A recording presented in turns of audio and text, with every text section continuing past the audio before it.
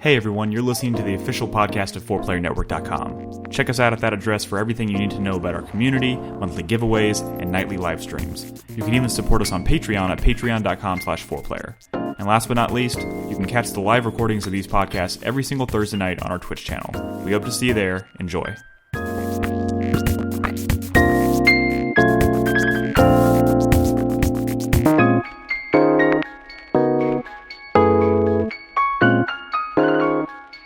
Welcome to 4Player Podcast. This is episode 630. It is February 13th, 2020. My name is Nick Henderson, and I am joined by Brad Simons. Yo. Nolan Hedstrom. How's it going, It's everybody? his birthday! Yay! Happy birthday! Happy birthday, Nolan! HBD! Yay! Birthday. What? Did you say it's his big D?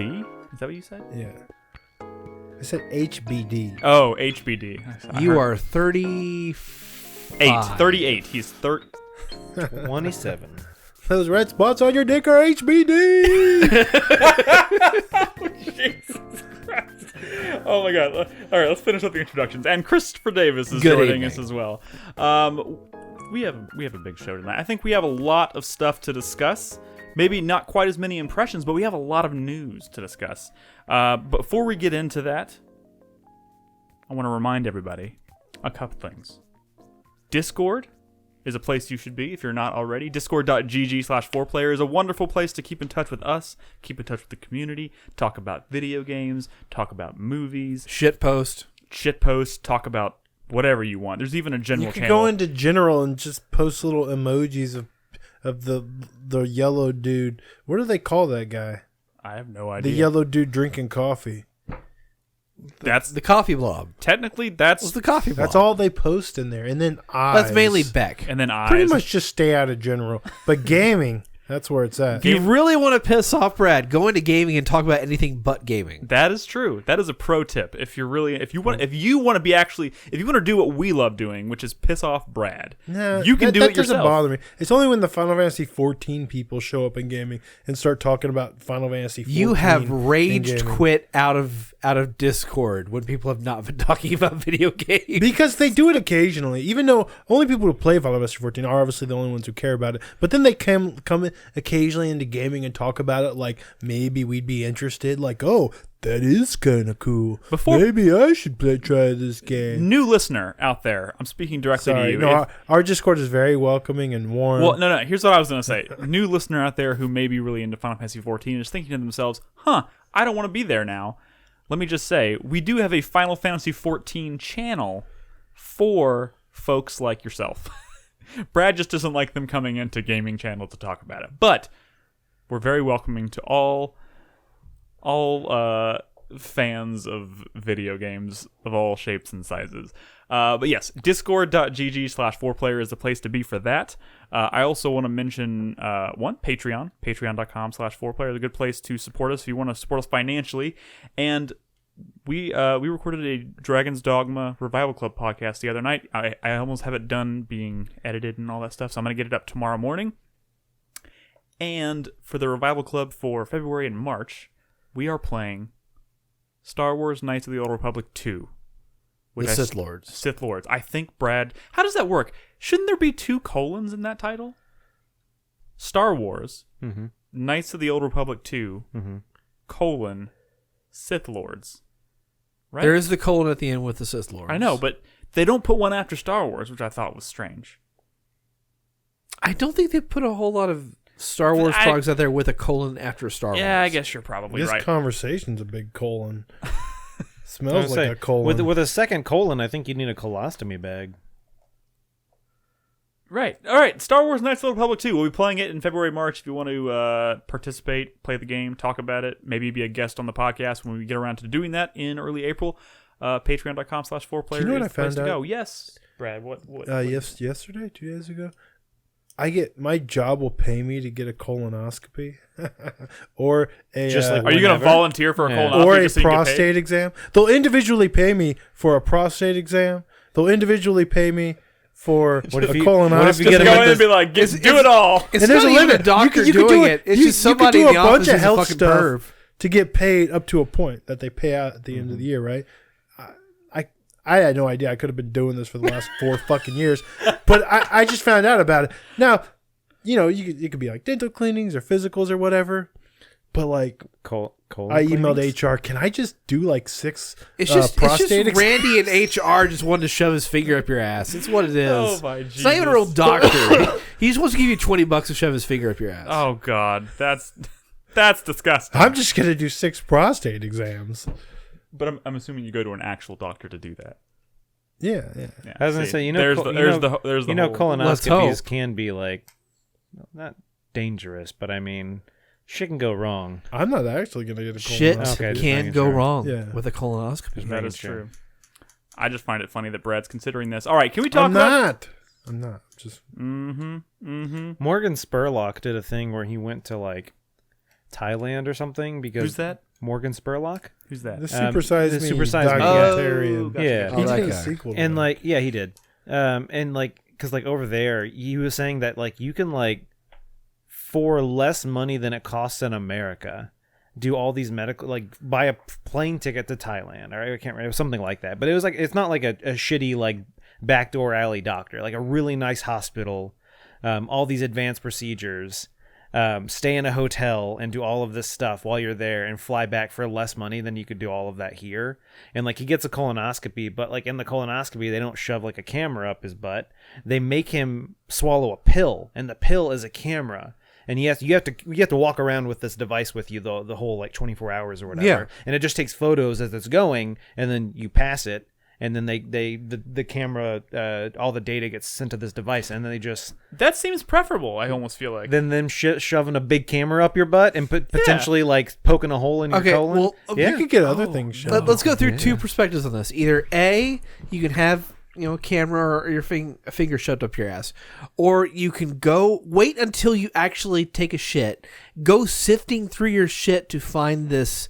You don't have to. They don't need the camera. It's all the data. They can sift through it. Oh wait, do they need the camera back? Yeah, they want that back. Yeah. That sounds expensive. But also, I think you're not allowed to actually eat food. You have to do just like liquid. Suddenly, That is a rough 24 hours. Suddenly, that became a less fun 24 hours. I mean, yeah. But still, would you want to go 24 hours without eating food and only drinking, or camera up your pooper? Let's talk about video games.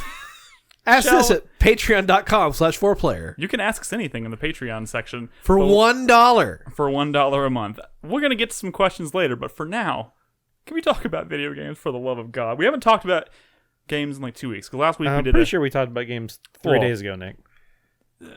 That's true. That was a different show. Yeah. But yes, we did. Well, but last week we didn't do a regular podcast because we had a like a VR community type night where we just played some stuff. Mm-hmm. We played Heave Ho, by the way. that was a lot of fun. That was a joyful experience. Most of the Joyful time. for most of us. I mean, I couldn't stop laughing. Yeah. That was like my sides hurt after playing that game. So It was pretty I good. call it a win all the way around. And we had some VR stuff. We had some VR stuff to play around with. But yeah, we didn't do a podcast last week, so let's get to it. We got a lot of stuff to talk We don't about. have any feedback? There's one thing we forgot to do Oh, last week. fuck. See, it's been 2 weeks, and I'm already forgetting key We were pieces going to of... answer some questions. But, next time. What, Brad? Why are you whispering? We're going to get to questions. All right, are you ready for feedback from last week's? Yeah, Or not last yes. week's, but, our last episode. Again, if you are a listener to the show and you have any thoughts or comments or questions or whatever that come to mind while you're listening, if you want to leave a comment on the post for this episode at 4playernetwork.com, we will read and respond to your questions and comments and everything on the next episode. So this is from actually 2 weeks ago, from episode 629. Slopdog says, I think it's more plausible that Valve just got focused on more lucrative endeavors, i.e. Team Fortress 2 and CSGO, crates and items, than being quote-unquote scared by the creative challenge of creating the finale for Half-Life. Admittedly, They're not wrong. the expectations were overwhelming and still are, but they'd already made a great follow-up to the original Half-Life with its sequel, so they already had courage about facing fan anticipation and expectations. It's not so much scared, I think. It's that Valve... It is about expectations, and Valve has enough money to cancel a project if they don't think it's going well, when other publishers might not have the luxury of that.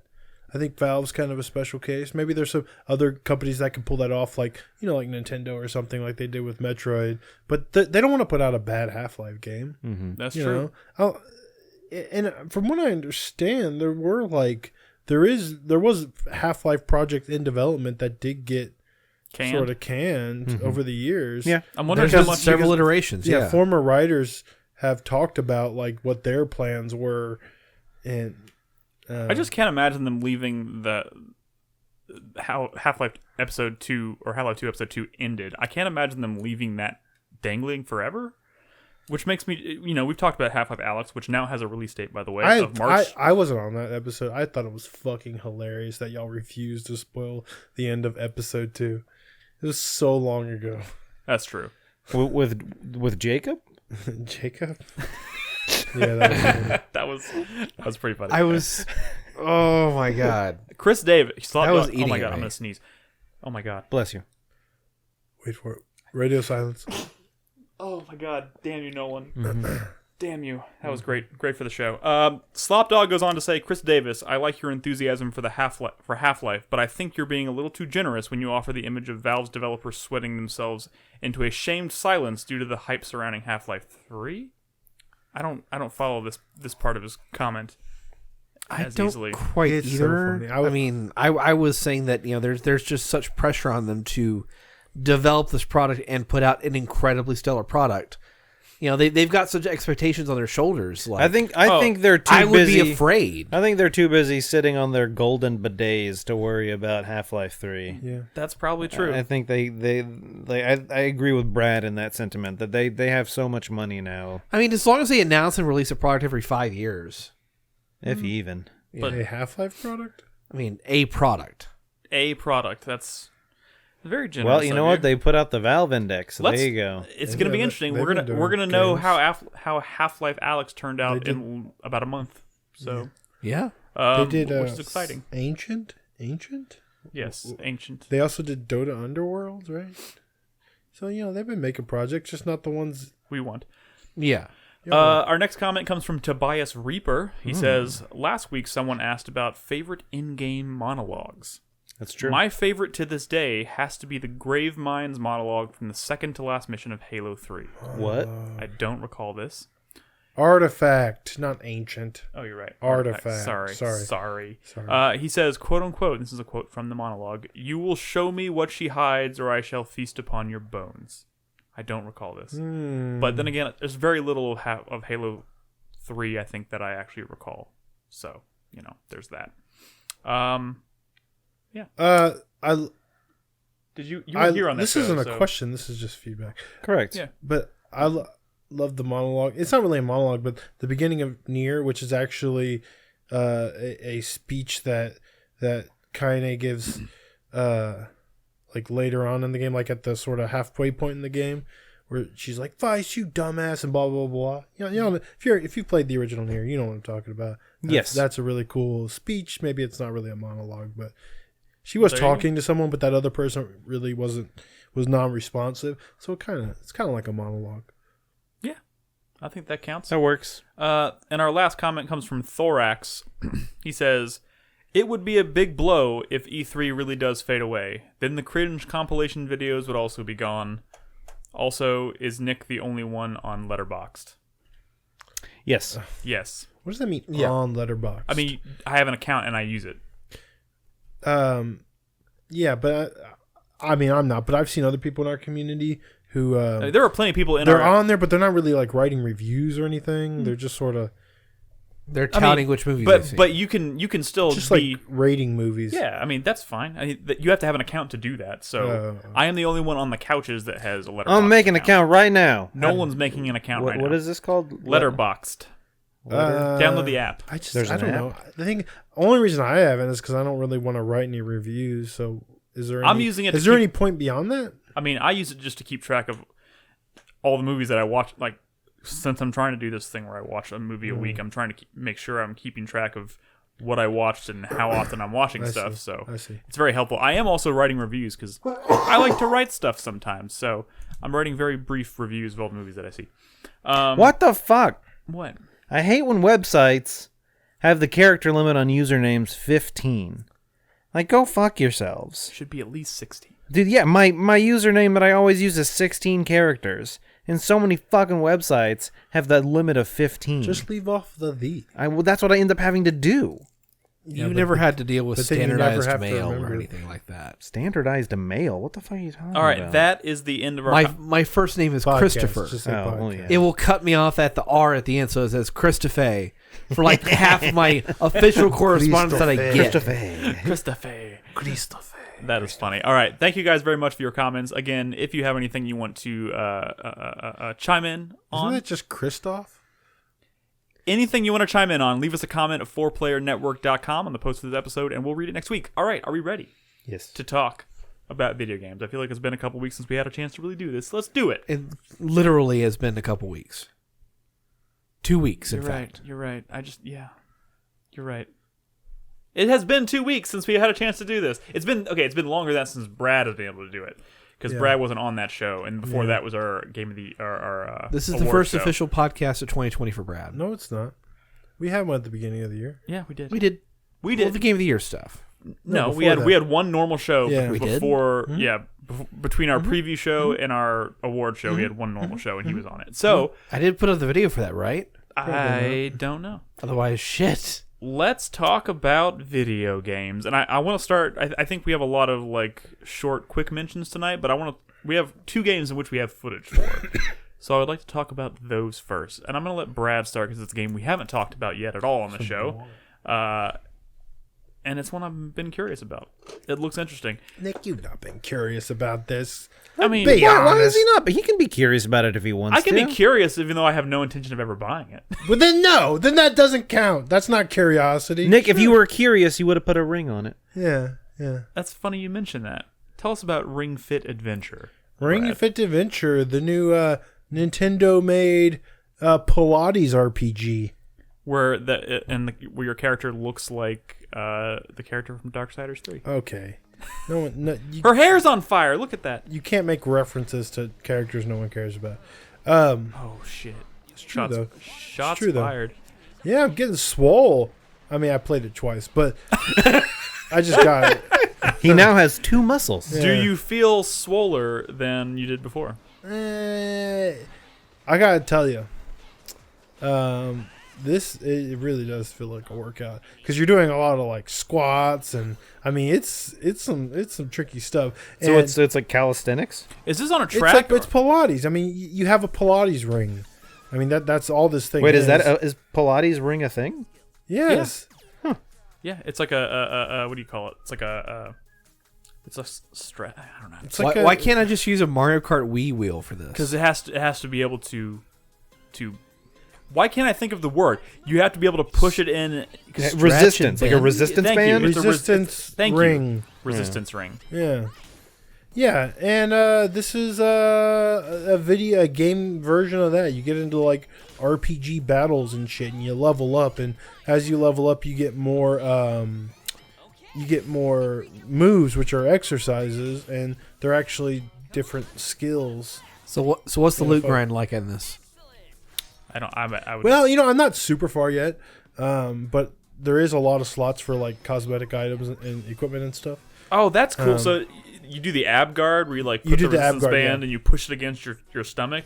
But like as you do it, it creates like a physical shield in front of your character Correct, that the yeah. enemies attack. That's actually pretty cool. Like I like the visualization of the exercises or the recontextualization of them as like an RPG Yeah, battle system. and let me That's tell pretty you, cool. some of these are pretty tough. I mean, mostly because I'm really out of shape. But I've heard people who aren't as out of shape also.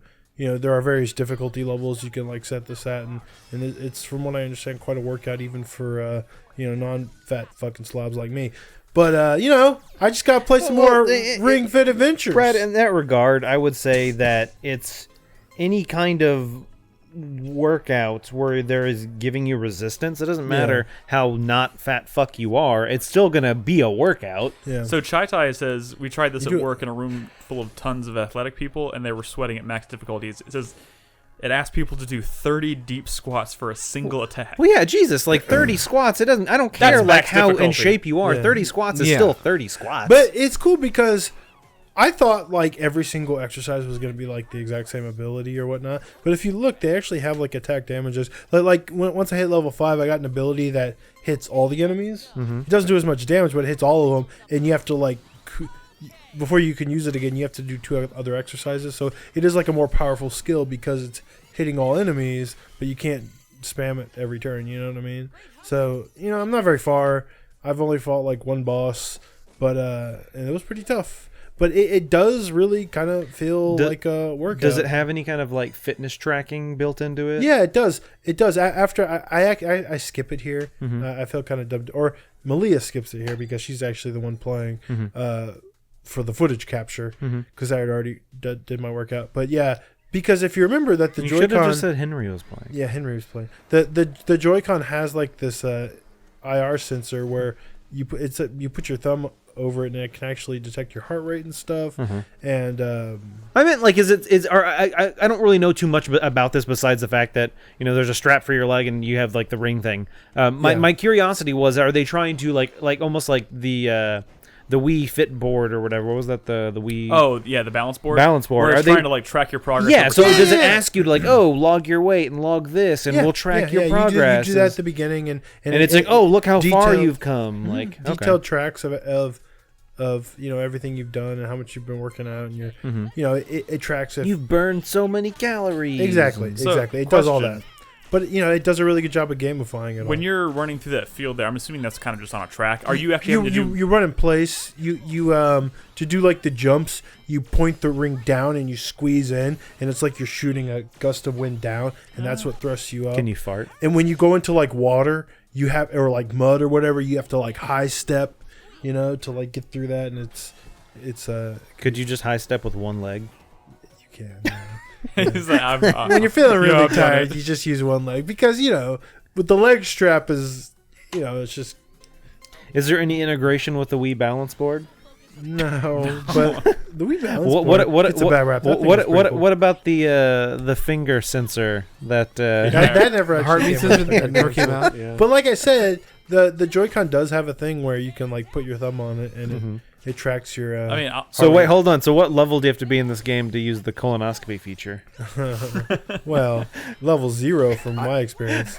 I want to hear Brad talk about like min-maxing in this. And, like, I was talking shit for being a higher level than Malia from doing the same amount of levels or whatever, but then I realized there's collectibles in levels, and I just got more of those. Like you can get EXP bonuses by like shooting wind, or like you stretch it to like to suck in.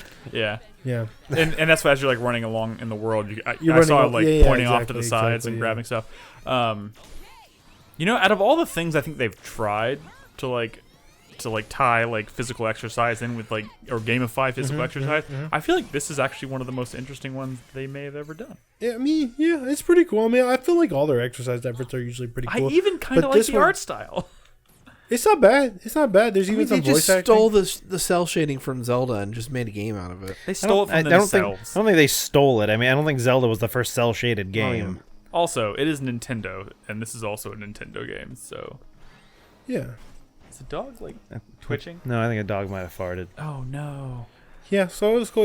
Me and Malia, we split it. We were like, hey, let's go in together because I'm gonna do it too. So we've both been doing it, and Did you put it's Did pretty you put cool a because- ring on her finger or something like that? Like, yeah, I did that. Years ago. Nolan. You already did It's this Nolan's joke. birthday, and he's busting out dad jokes again. But yeah, I mean, you can get what feels like a really good workout and not a long, it's not like you have to be on the treadmill for an hour. I mean, in just 20 minutes you can be sweating, and that's pretty cool.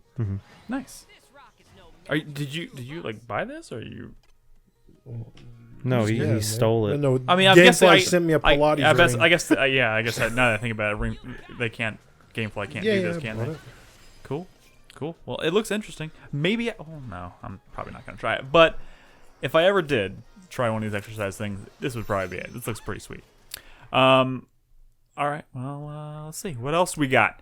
I can talk a little bit more about Stormland, which we have footage for. I didn't say anything, but I threw out my back a couple weeks ago, Oh shit. and Ring Fit has cured his back. Well, laying on my back for a few days cured my back. But what made me think about getting this, and ultimately why I did get it, is to improve my core strength. because that's important for maintaining. Well, that's important for life. Good back health, I guess. Yeah. So because I guess Pilates does a lot of like core strength. So it's pretty cool. Is there like my core now? I've only played the game 3 times. Is there like a way to play? It's the best way to phrase it. I mean, I guess multiplayer. Like, can you and Malia play, and like, does it have a thing where you can like swap it out or something? Not that I'm aware of. No, because I feel like it could be a cool. That is kind of play. a miss if they don't have that, because that would have been a good. Well, we only have one ring. Yeah. I mean, if you want to do something Brad, together, play because dance. then they sell 2 rings then, because you need a second one. That's true, but a lot of people already have multiple sets of Joy-Cons. That's true. Villasaurus wants to know, when's the Ring Fit stream, Brad? Well, I'm gonna stream Dreams actually on Saturday. So you heard it, Villasaurus. I was actually gonna talk about Dreams on this podcast because I had the early access version and the full version unlocked earlier this week, and I started playing it, and it was so cool. So I was like, man, I should stream this. I'm probably gonna be the only one who streams this. I'm just gonna wait till a stream, which was gonna be Friday. So but then you'll talk about it next week. So I'll talk about it in the podcast next week, and I'll be streaming it this Saturday. And it's not super long, so I should probably get through the whole thing. Cool. But it should be cool, so definitely show up to my stream on Saturday because I played it for like 15 minutes, and I was already kind of like, wow. Nice. It's cool. Cool. All right. I do want to talk a little bit about Stormland. I'm still playing this. This is a game that it's a VR game I talked about the other week. In fact, the footage we're going to have tonight is the same footage from the other week. But I've played like, I don't know, I'm coming up on like 12, somewhere in 12 to 15 hour range. And this game actually has way more meat on its bone. And by the way, before anybody in chat says this, yes, I know you can turn off that really ugly like black vignette effect. This is like, I recorded this really early when I was first playing it. I've since turned it off and it's much better. But yeah, I've been playing this for quite a while now. I think I'm approaching the end. I was trying to finish it today, but I also opted to record my Game of the Year footage, or my Game of the Year audio, so I didn't quite make it. This game is continuing to be really incredibly dope. We played Boneworks a little bit last week, and that is maybe the closest thing I can compare it to that I think a lot of people are familiar with. Was it Boneworks? No, Espire 1 is what I was thinking of. Yeah. Which is very tactile in terms of like, but it's more of a stealth game. This is more of an action game. But I talked about the other week. This game continues to get more and more like vertical and stuff though. Like I'm on the what I imagine is probably the last like big open area in this game. And it's literally just like a bunch of these like really tall rock formations that have like buildings and stuff scattered upon them, and you're trying to take out these 3 shield generators that are scattered around this huge map. But you're climbing up these like giant towers and like jumping off of them, and it's gotten to the point now where like when I first started playing this, I didn't feel like I was very good at the combat. It was like a really cool concept, and I couldn't. And it felt a little clumsier than like I was expecting. Like, when you play Super Hot, it makes you feel really awesome. Sure.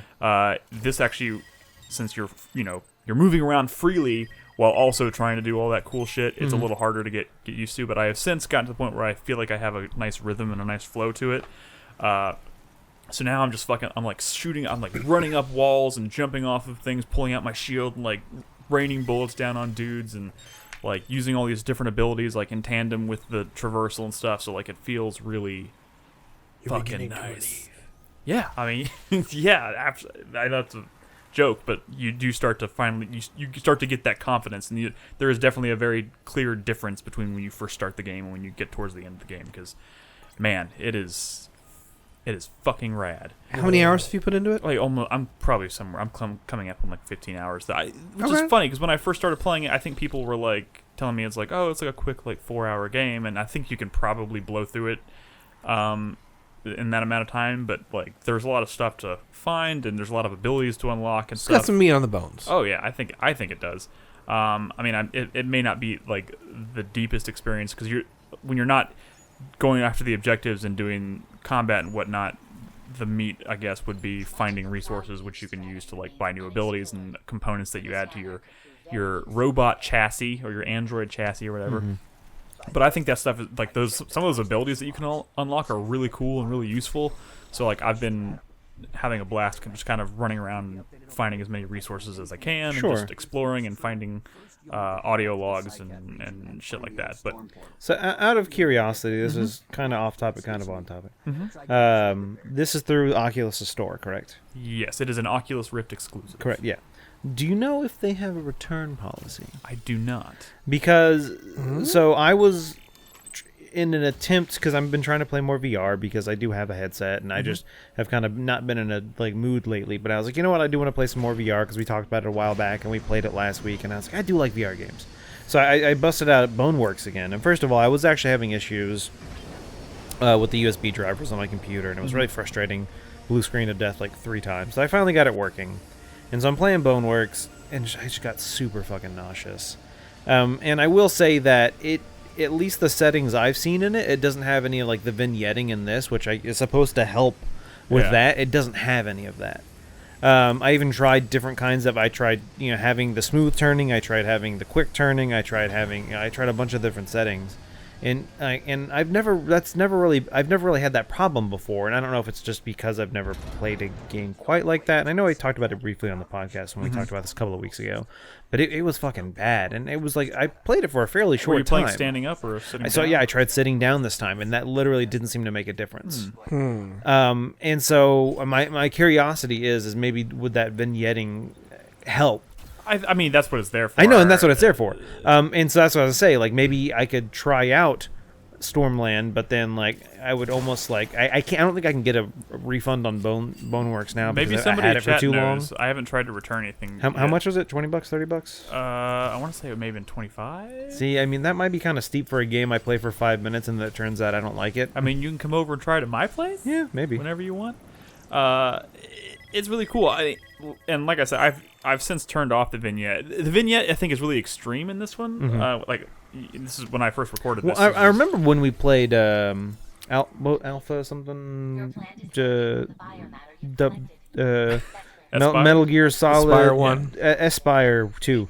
That you could adjust the severity and how intense the vignetting was, and that's what I don't know why Boneworks doesn't have that. I wish it did, because I feel like that's bizarre. I feel like every VR game that I've and so seen has had honestly, some and form of maybe that. it's something I missed, but I spent a few minutes in the settings trying to find like, hey, where is the? Well, now that I think about it, like when I'm thinking about when I played Resident Evil 7, I don't think Resident Evil 7 had a vignette. I think it had a it had fade to black. It did. Okay. Whenever the game kind of took over and moved you, and it would fade to black for like a second or whatever. Gotcha. I mean, I feel like there's got to be something, even if it's buried in the settings or something. But I might look again. It's just because I was doing it last night, and you can ask Bernadette. Like I ended up having to go lay in bed and like close my eyes for like 20 minutes just because I felt fucking horrible. I mean, Boneworks I think was developed by like 7-8 people max. So maybe. Well, they needed a 9th person. I would love maybe. I would love for you to try this, Nolan, but I'm a little scared just because like it is so. Like once you start moving around, like you can tell you're just like running, and like you get to the point where you're like running and jumping and like falling like great distances, and you can do that while you're like shooting guns and stuff. And I hope that that might be a bit much, but Maybe. I don't know. Yeah, if you want, you're welcome to come over and try it. Hi. But yeah, I don't know. Brad's really quiet. I don't know. I know he's been waiting for me to play Asgard's Wrath, but Just because that's one I'm kind of. I will be talking about it next I just week wanna know because if I'm it's going to any good. finish this probably tomorrow, and then I'm going straight into Asgard's Wrath. Although I did also pick up the first episode of Star Wars Vader Immortal, I think is what it's called, which I didn't realize was episodic, but it totally is. But everyone keeps raving about that, so I picked up the first episode of that. I'll probably talk about that a little bit next week as well. But yeah, Asgard's Wrath is next on my list, but yeah, I'm loving the shit out of this game, and it's just, I don't know. It's really cool. It makes you feel really awesome. It's like it's another one of those VR games, like Super Hot, that just makes you feel like a total badass. Like I love picking up grenades and just fucking flinging them. It's cool. It's cool. All right, yeah, that's Stormland. I'd rather play Asura's Wrath, personally. How'd you say it? Asura's? Asura's Wrath? Asura's Wrath? That's not a VR game. Unfortunately, not. Wait. That would be kind of nuts. What made you say it? What made you bring up Asura's Wrath? Because you said Asgard's Wrath. Oh, gotcha. Oh, it's funny. I had dinner with some friends of ours last weekend, an older couple, and they were telling us about their son who works in the game industry, And I was like, oh, cool. Where did he work? And they were like, well, when he first started, he worked at Acclaim. And I was like, oh my God, I love Acclaim. I'm playing an Acclaim game That right was now. way back in the day. That's okay. crazy. And I was like, I'm playing Turok. And he's like, oh, yeah, I think that's the first game he worked on. I was like, what? And I was, and then How old are these friends of yours? If their They're kid they're- worked at Acclaim. they're older. Okay. Very, very nice people, though. But they are older. But they also, at the end of that conversation, they were like, yeah, he's working at a company right now. And they're like, I can't remember the name of the game that they're working on, but he works with VR stuff. And I was like, oh, cool. I just picked up a VR headset. I'd be interested to know what he worked on. And then she got her phone and was looking it up. She's like, Asgard's Wrath? And I was like, what the fuck? So That's funny. yeah, weird. Small world. Anyways, all right. Now let's just rattle off some things that we've been mentioning because we don't have any more footage to go over, but I know we've been playing stuff here and there. Nolan, you played a little Final Fantasy VII, right? Yeah. How's that going? Not a little, quite a bit actually. Are you trying to get through it before the remake? Damn. I probably will at the pace I'm Are at. you already out of Midgar? Oh yeah. Oh yeah. How long did it take you to get through Midgar? So one problem is this is an old game, so even when you like pause it, like the clock doesn't stop. Yeah. And often like I'll like pause it and then walk away and do something. And so I mean I would say maybe it took me 7 or 8 hours to get out of Midgar. Yeah. What's the last By the story way, thing I did? did y'all see the designs for the new summons they released? I haven't seen it. They released the Carbuncle design And the Chocobo and the one. baby Chocobo, and they both look fucking weird and like not a good way.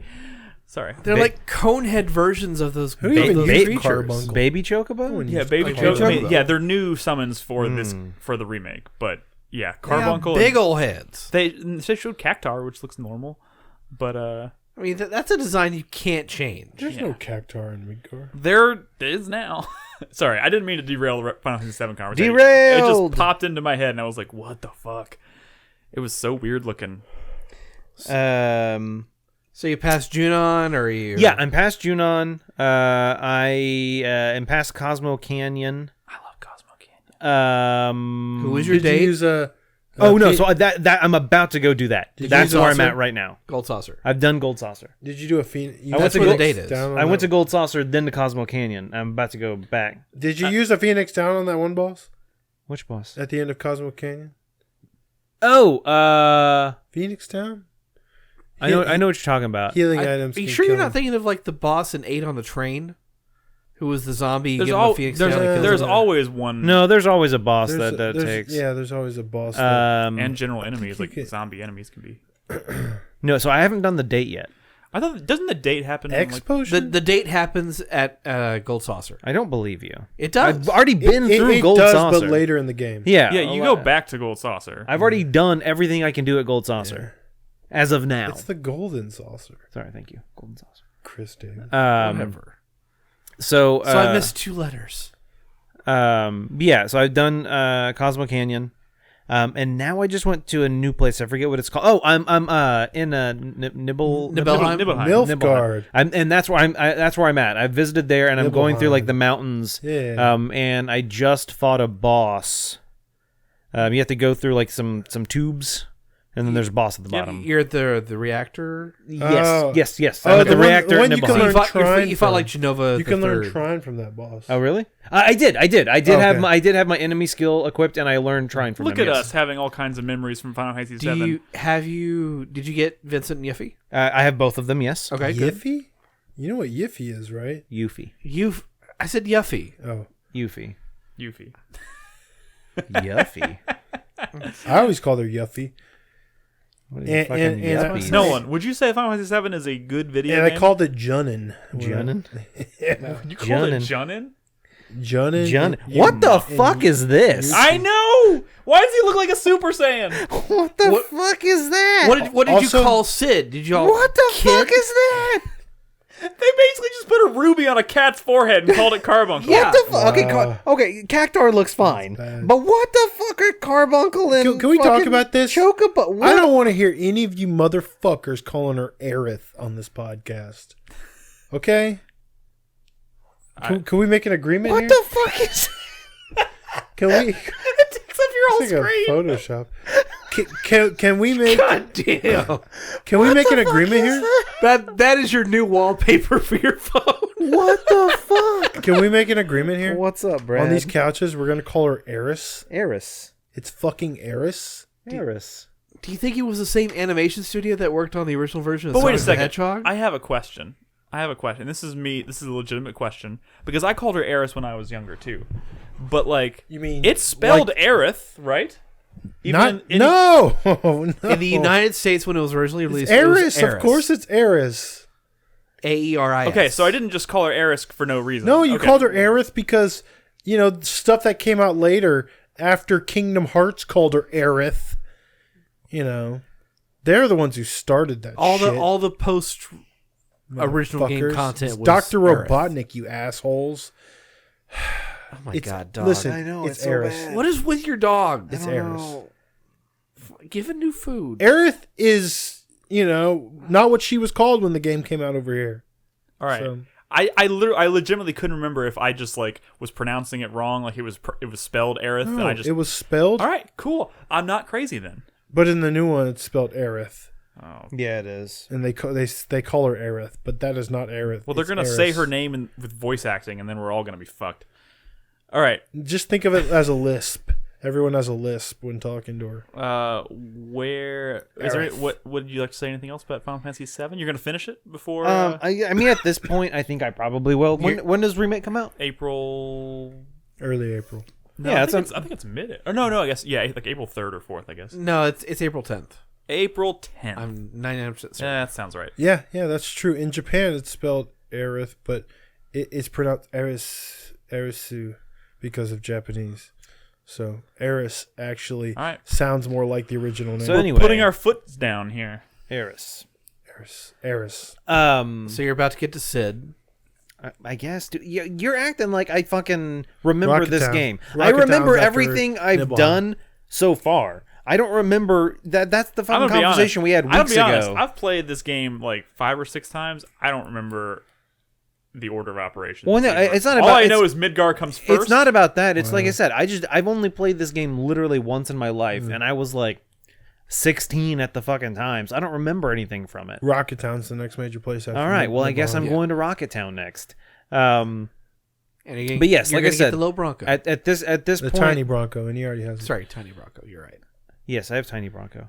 All right, we don't need to At this point, do a play-by-play. I've Why not? I've We're halfway through it. at the pace I'm at, I think I probably will, just because I am enjoying it. You're playing on PC or Switch? PS4. PS4. Okay. Yeah. Yeah, I bought it on PS4 to get that theme. Back, I did. back when it Yeah, that was one out. of the also deciding factors. Theme. Is the theme of Tifa sitting on the? No, no. it plays the Eris theme. Yes, it plays the Eris theme, and it's a dynamic theme, which is nice, and it looks good, and the menu icons Y'all- sound like Final Fantasy Did y'all VII. pick up and- that sweet new Last of Us 2 I did. dynamic theme? I did. It's pretty rad. I have it. The game looks better than I remember it. They cleaned up that version. Yeah, no, I know they did. Does Cloud still have like 18 different versions of his character model? Yeah, like the one with no hands, just like stumps. I don't. You don't really notice it while you're playing, but if you when people point it out to you, like you start Different to realize models they, and different scenes. yeah, they Oh, swap out really? models. Like sometimes he has hands, sometimes he doesn't. Huh? I didn't It's- notice that. It's weird. But Well, what it is some scenes they'll just use the model that they use when you're running around the world, but it's zoomed in, and it's like they could have just used like the battle model. Well, whatever. it's a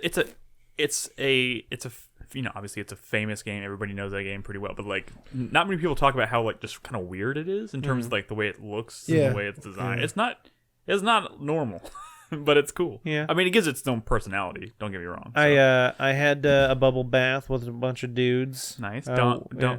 Don. Did you get chosen? Yeah, I Don was chosen, of Corleone. course. Okay. Don. Corleone. Went all the way. Cornelio. Cornelio. Don Corleone. Cornell. Yeah, Corneo. Don. Corneo. Don.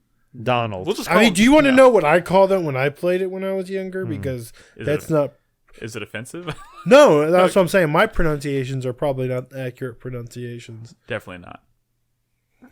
Okay, cool. But yeah, so I mean, like I said, I've been enjoying it. It's a lot of fun. I do feel like things are moving real quick. like quicker than I remember, I guess. But I also Midgar's not very long. Well, you're way past Midgar. yeah, I've been out of Midgar for a long ass time. I remember that game as being like stupid long, but like in reality, you can probably finish it in like less than 30 hours. And I mean, I also since I'm playing on You don't want to play it like that. Since I'm playing on PS4, I've been grinding a little bit at like 3x speed, which makes things a lot faster. That probably helps. Yeah, that'll help. So yeah, I don't know what else to say about it. It is a good game. It's not the best game I've ever played in my life.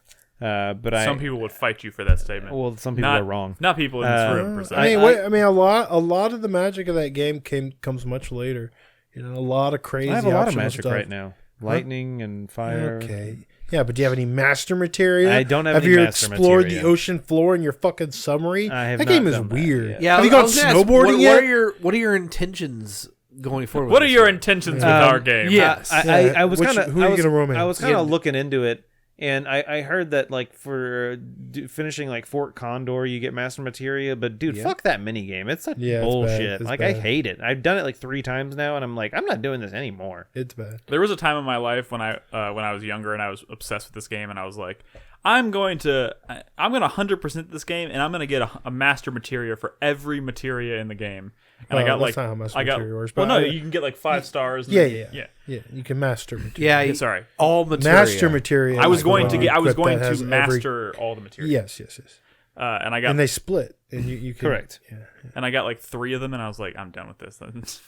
Well, I was curious, and I was like, oh, what do I like? What are some of the things that I want to make sure I don't miss? So I kind of looked up some stuff online, like, oh, what do I not want to miss? And somebody was like, oh, you gotta, if you don't want to miss anything, you can only buy iron bangles at this place. So be sure to save up 15,000 gil. And I had like 1,100, and I was like, fuck that. Like I will buy 1 of these, and I'm not going to buy 99 of them. I will be happy with that. Like, yeah. Anyway, Cool. Yeah, Final All right. Fantasy VII. Cool. It's still I'm good. excited It's a about classic. Crisis Core 2 coming out in April. Look at this punk ass. All right, Chris Davis, do you have any? I know you said you've been rather busy with Game of the Year stuff, but have you played anything?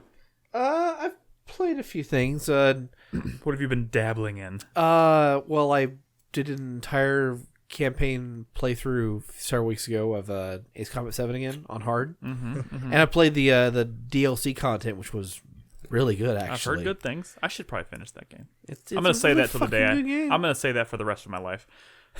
God damn it! Dude, it's like it's. I haven't taken it like off my shelf. It's still like right there, so I could play. It's like within my grasp. He owns anytime. it. He owns it. I would hope so.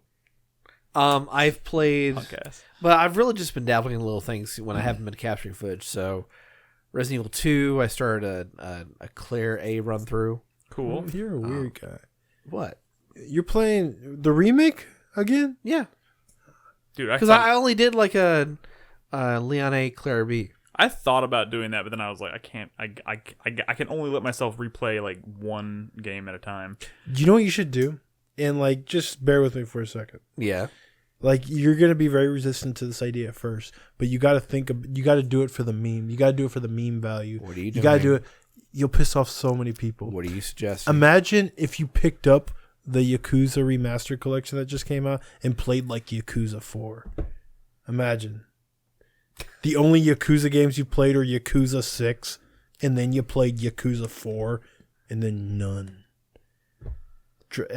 Everyone in Discord would just kill themselves. Oh, Jaeger yells at me regularly for not playing 0. Well, yeah, I know, that's the point. That's do the that point. too. Really It's good game. hilarious. You started with 6. That's awesome. So now do 4 and stop. No. I've just dabbling in different things. Resident Evil 2. I was trying to remember what was it the other day. I'm holding off from playing the Metro content that just came out yesterday. I'm curious about that. Really want to play that though. You should make that your first thing when it frees up. I am curious about that. I'll do that, and I'll play the new Division content when that comes out. Sweet. Let's see. I have a couple quick mentions. What you got? Well, I finished Dragon's Dogma, Sweet. which, like I said, we did the podcast the other night, so I'll get that podcast up tomorrow. If you want to know my thoughts on Dragon's Dogma, that's probably where you want to look. Did you do any of the expansion stuff? I got through the post game stuff, so I did the Everfall and I got the true ending, whatever. I have not done like the Black Isle or anything like that. Oh. I started Star Wars: Knights of the Republic 2. I'm about 2 hours into that, and I'm really excited to keep going with that game. Brad, you should play that. Yeah, no, I know. I mean, I've played some KOTOR 2 in the past. I know, but like we're doing it for the Revival Club. You should play it. It'd be cool. And also the restored content mod. Yeah, I added that. You So I'm very much looking forward to playing more of that. adds back about a third of the game. Yep. No, That's what third. I hear. It's pretty Not- significant it's though. Not It adds like a whole planet. It adds several characters back. Like there's supposedly a shit ton of content. Yeah, I've heard it's significant, which is we'll be talking about that on the Revival Club podcast when we get to that episode. But for right now, we're just focusing on playing the game, talking about it. This is random. I picked up the definitive Telltale's The Walking Dead definitive edition, which Okay. has all 5 seasons on it, plus the Michonne episode standalone season. I don't. I picked that up mostly because I was getting nostalgic about The Walking Dead and how when we talked about it on our Games of the Decade discussion, and The Walking Dead came up, and I was like, God, it's tragic that I never played much past the first season because I love the first season so much. So I was like, I'm gonna go pick that up because the definitive edition. Not only is it it's like a physical edition with all the seasons on it, but they took that new art style that they applied in the final season, which is much more like I don't know what the terminology is, where it's like high contrast, where there's lots of like thicker lines and I don't know. It's a more distinct look to it, and they took that art style and they applied it across the whole board. So I was curious to try that. So I played the first episode of I'm replaying the whole thing. So I'm starting with episode 1, and I'm really enjoying that. So I'm gonna kind of do that sporadically, just whenever I feel like doing something that off on the side. I'll play an episode, then move on to something else. It's a pretty good game. Yeah. I'm looking forward to getting to the stuff that I haven't actually seen before, but I'm really digging the art style. The new art style looks cool. Oh my god, what else? There's one other game I was playing What is that? on my phone What? called The Witness. Oh, For some reason, I've been wanting to kind of replay that game, but I don't like whatever. And so I was like, I heard there's a phone version. I got it. And I'm just kind of playing it like in my off time at work or whatever when I have a few minutes. Like, just solve a puzzle here or there. how's that? How does it play on the phones? It's actually not that bad. The puzzles themselves are fairly easy to do because there's line puzzles. Yeah, and then moving around the world is fairly easy because you just kind of tap and you just run there. So even if you see something kind of like in an awkward spot, if you like tap it, they'll just find a way to get there. The pathing is really good. Yeah, nice. they'll automatically run there. So yeah, I've been playing that just because it's been on my to-do list to replay, and I've never like 100%ed it or anything like that. And I doubt I will on the phone because I know a lot of the later puzzles are pretty difficult. Yeah. But it's just kind of one of those things it's nice to be able to just like pick it up and like just play a couple of puzzles and then put it down. Sure. Cool. Brad, do you have any quick mentions? No. I mean, I've been playing more Fire Emblem because that game is forever hours long. But I really, really enjoy that game. Nice. This is probably something I'll talk about next week, or maybe I'll save it until I finish it because it looks like next week is already starting to get kind of crowded. But I picked up Kentucky Route Zero On the Switch. On the Switch. Yeah, it's good for a Switch thing. I Because haven't started it yet. I'm probably It's gonna. on my to-do list. Yeah, I'm gonna get to it, but I'm waiting till I finish Fire Emblem. Nice. So that we'll talk about that maybe next week or two. But I am definitely gonna start that this week. All right, I think it's time to take a break. Yeah.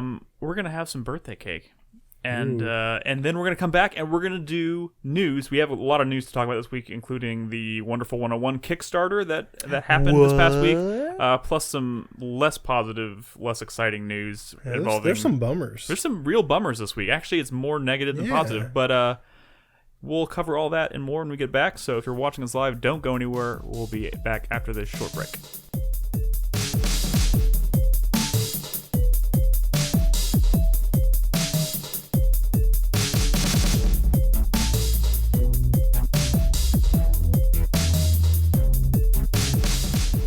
Theoretically, Go, Nick, go. It's 9:30. Welcome back to the show, everybody. We still got stuff to talk about.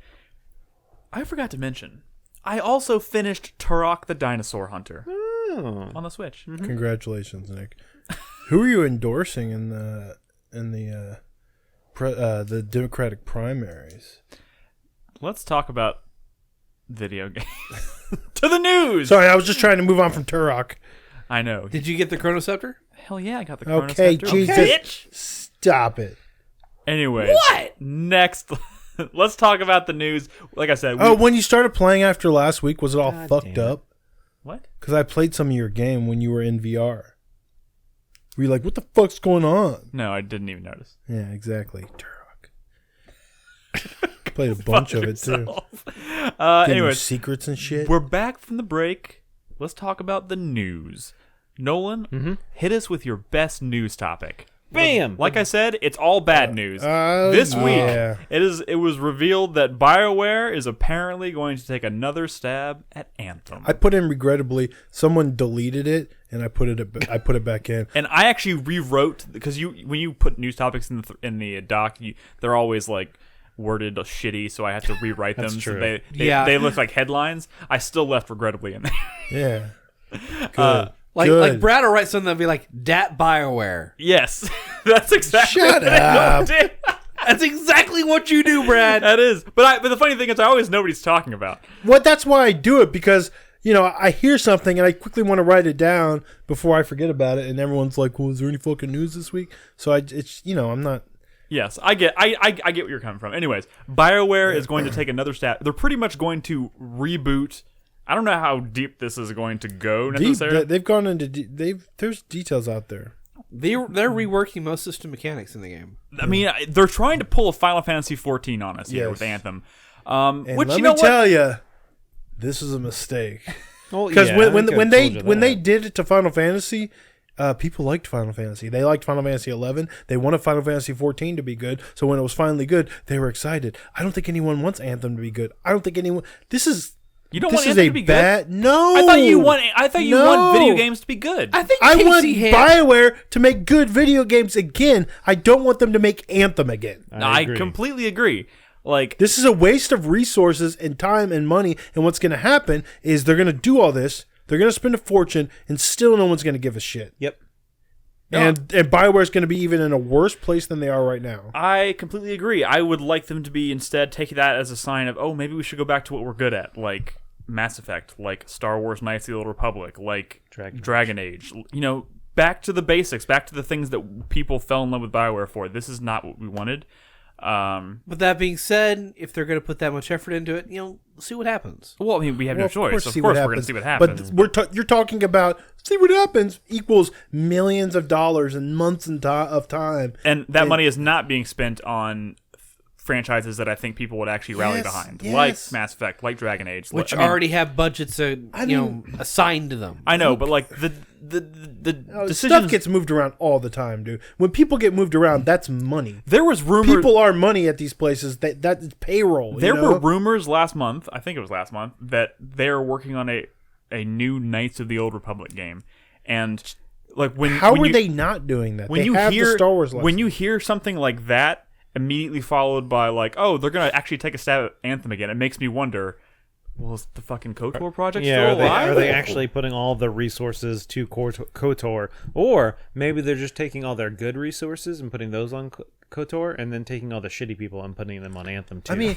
We're also forgetting that this is a multi-studio, multi-team studio that has multiple studios across the world. Well, sure. I got to be real. Well, with you know here. what? They don't Like, have Nate. The Old Republic has been out for like 9 years. BioWare Austin By the way, is probably working on something else. I'm not talking about the Old Republic. I'm talking about. No, I know. But what better studio do you want to have start doing the pre-production on than the studio that's been working on Star Wars for fucking 9 years? Okay, hey, I don't really want the guys that made Old Republic working on Knights of the Old Republic 3. because it's an MMO.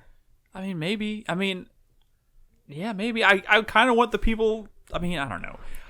Honestly, the only Bioware team I really have any faith in anymore It's these funny you days say is that. the ones working on Dragon Age. It's And funny you say even that that's because kinda shaky. of all the people at Square Enix, I think the people I want working on a single player Final Fantasy are the people who are working on Final Fantasy 14. At this point, If the MMO's good, that's where the talent is, right? I guess you're right. It's, People like I just worry that all the single player ish elements of Old Republic. I'm sure you're right. It's more of just a matter of like Like the when you dialogue hear system something like a studio that is known for making MMOs now making a single player game. It's almost like it's going to be a single player game that feels and plays more like an MMO, which is not what I want. But then again, this is all conjecture. We have no idea what's actually happening. The news topic here is actually that they're remaking Anthem, and boo, we don't really want that. when EA got the Star Wars license, how come literally the first fucking thing wasn't on the table, wasn't KOTOR 3? How is it not KOTOR 3? Because it was Battlefront. No, but how was it not KOTOR 3? How was that not the first thing that Because EA is like, shooters hey, make we can find... shooters make so much more money than RPGs. Okay, you know what? Those KOTOR games, they did really well. Sure, make your... And shooters, you can fucking monetize like it's nobody's Make your business. fucking Battlefront game. I will say this: the best. But then thing- you make KOTOR 3. As much as I had problems with Jedi Fallen Order, the fact that game is successful and sold better than they were expecting, I'm very thankful for, because those are the kinds of projects I want more of out of Star Wars. And if we have to get 3 Fallen Order games before we ever see a new proper single player KOTOR game, I'm fine with it. I want another KOTOR, which is why I'm happy we're playing KOTOR 2 right now for the Revival Club. Anyways, next news topic. Everybody wants KOTOR. More bad news. Dan Houser has announced his departure from Rockstar. He is the big name at Rockstar, the one that like maybe the one big recognizable name at Rockstar. He's been Then there's tippy Sam top. Houser, but Sam Houser is like more of the business side guy. Yeah. Like Dan Houser, he's like the lead writer, the creative guy. side, Like him leaving Rockstar is worrisome. Has there been any word Also, as to why? necessarily why? I mean, Well, it's been he was leaving after 18 years. okay, but it's still Rockstar. He could just be fucking retiring. And he's I mean, not even that could be. old. I mean, he was kind of young when he started. Look. I think the why has more to do with where Rockstar's modern day success lies, and that's almost entirely in GTA Online. They've made so much more money. I was listening to a podcast and they were talking about it recently. GTA 5 has consistently sold in the top 10 games of the year, like every year since it came out. And that blows my mind. And last year, 2019, and you could fact check this, but what I heard is that they made more money from GTA 5 than any other year last year. That's ridiculous. Yeah. That game came out on 360. But why exactly do you think that would be tied to Dan Houser deciding to leave? Because they don't care about like. Oh, you mean he's not as interested in the Yeah, the it's direction like of it's the like a company. Okay. Valve sort of thing. It's like, well, yeah, everybody loves Half-Life, but Steam is making us so much more money. Dota and Counter-Strike, that's what's bringing in the dough. Like, they got to be looking at future projects and not say, how do we make a new single-player Grand Theft Auto? That's like the least important part of the next Grand Theft Auto. The most important part of the next Grand Theft Auto is how do we do the next Grand Theft Auto Online, because that has what's paid their bills like for the past 10 years. And I mean, that's a scary prospect, but at the same time, like Red Dead Redemption 2 was also insanely successful. Sure, but you know what?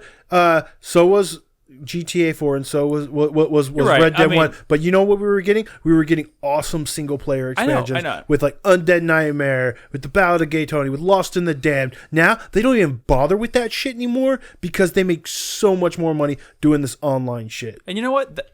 To be honest, you're right. But It's like, how do they make a bully? They don't care about that. They care about. I won't be officially really concerned about this until we see like GTA 6 or the next Red Dead Redemption or the next new IP that comes out from Rockstar that doesn't even resemble, what we've come to know as Rockstar games. Like if the next project for them is announced and it's more like, when BioWare pivoted to do something like Anthem, You know what I mean? Where it's like that doesn't look anything their like a next Bioware project game. is probably going to be an Anthem. I know. Not in like its failure. It's probably going to be hugely successful, but it's probably going to be a completely online. And that's what I'm saying. Like I will believe you, and I will like really give in to the concern and the worry when we see that next project and it is like a pivot to something like Anthem. That's when I'll be like, ooh. But you know what? Right now it's just Dan Houser is leaving. We don't know what this exactly means, but I mean, it is kind of a bummer. It could be like, shit.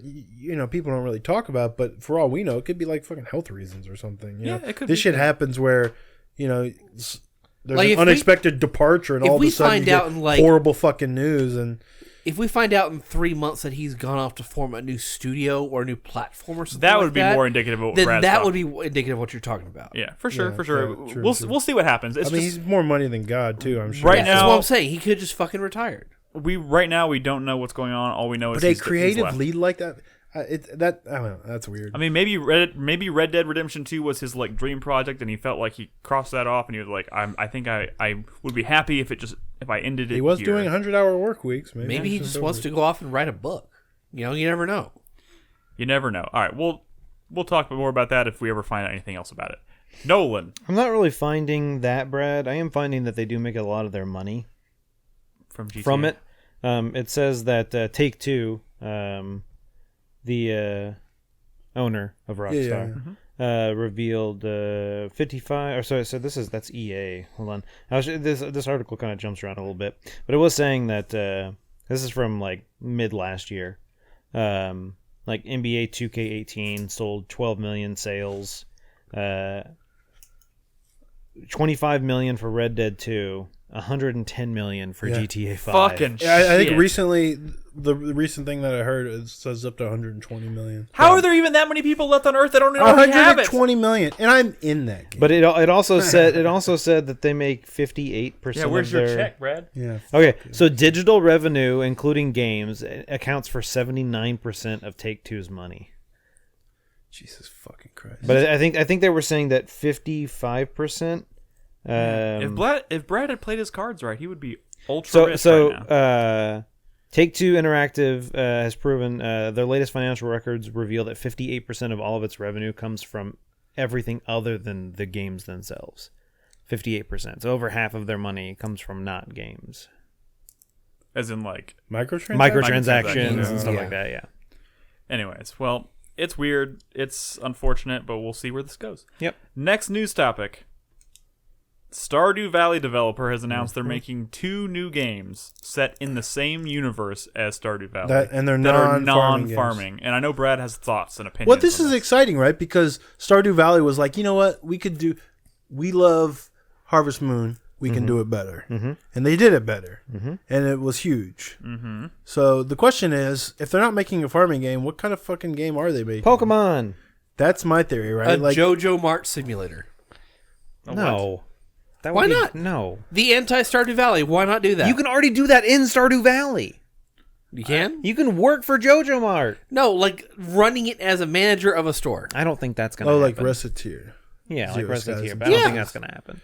I think Pokemon is what you go after, because right? I think they share my opinions, and that Pokemon has become stagnant and kind of boring. Wait, how do you know they feel that way about it? Because they're smart people. I know people have said that the new Pokemon Sword and Shield, they're so good. And you're increasingly seeing games out there like Temtem, for example, coming out. Yeah. I do think that you can take that concept of, finding creatures in the world and capturing them and doing battle, or not even doing battle, but some other format.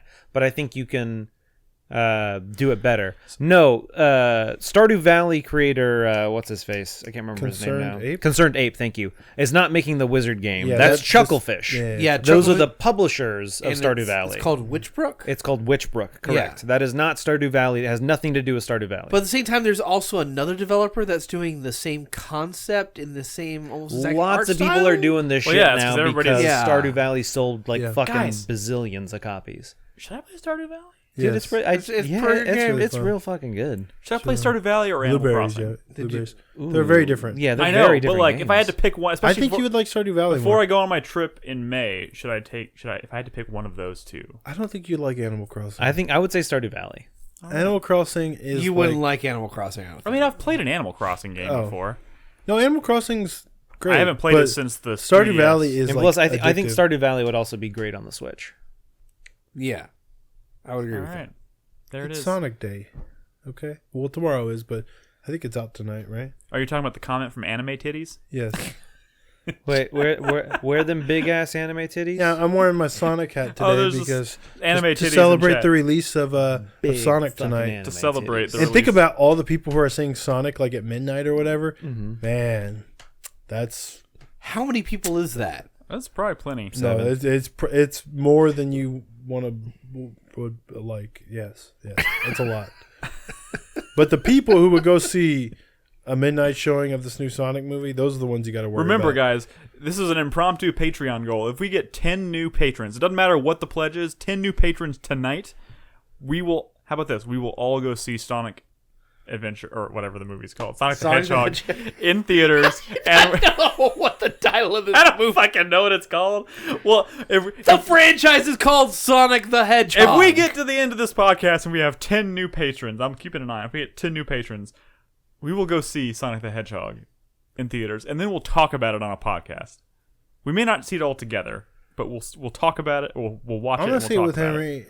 Henry one morning. Y'all can come if y'all want. I'll go with Brad and Henry on a Saturday morning. Malia's not going to go?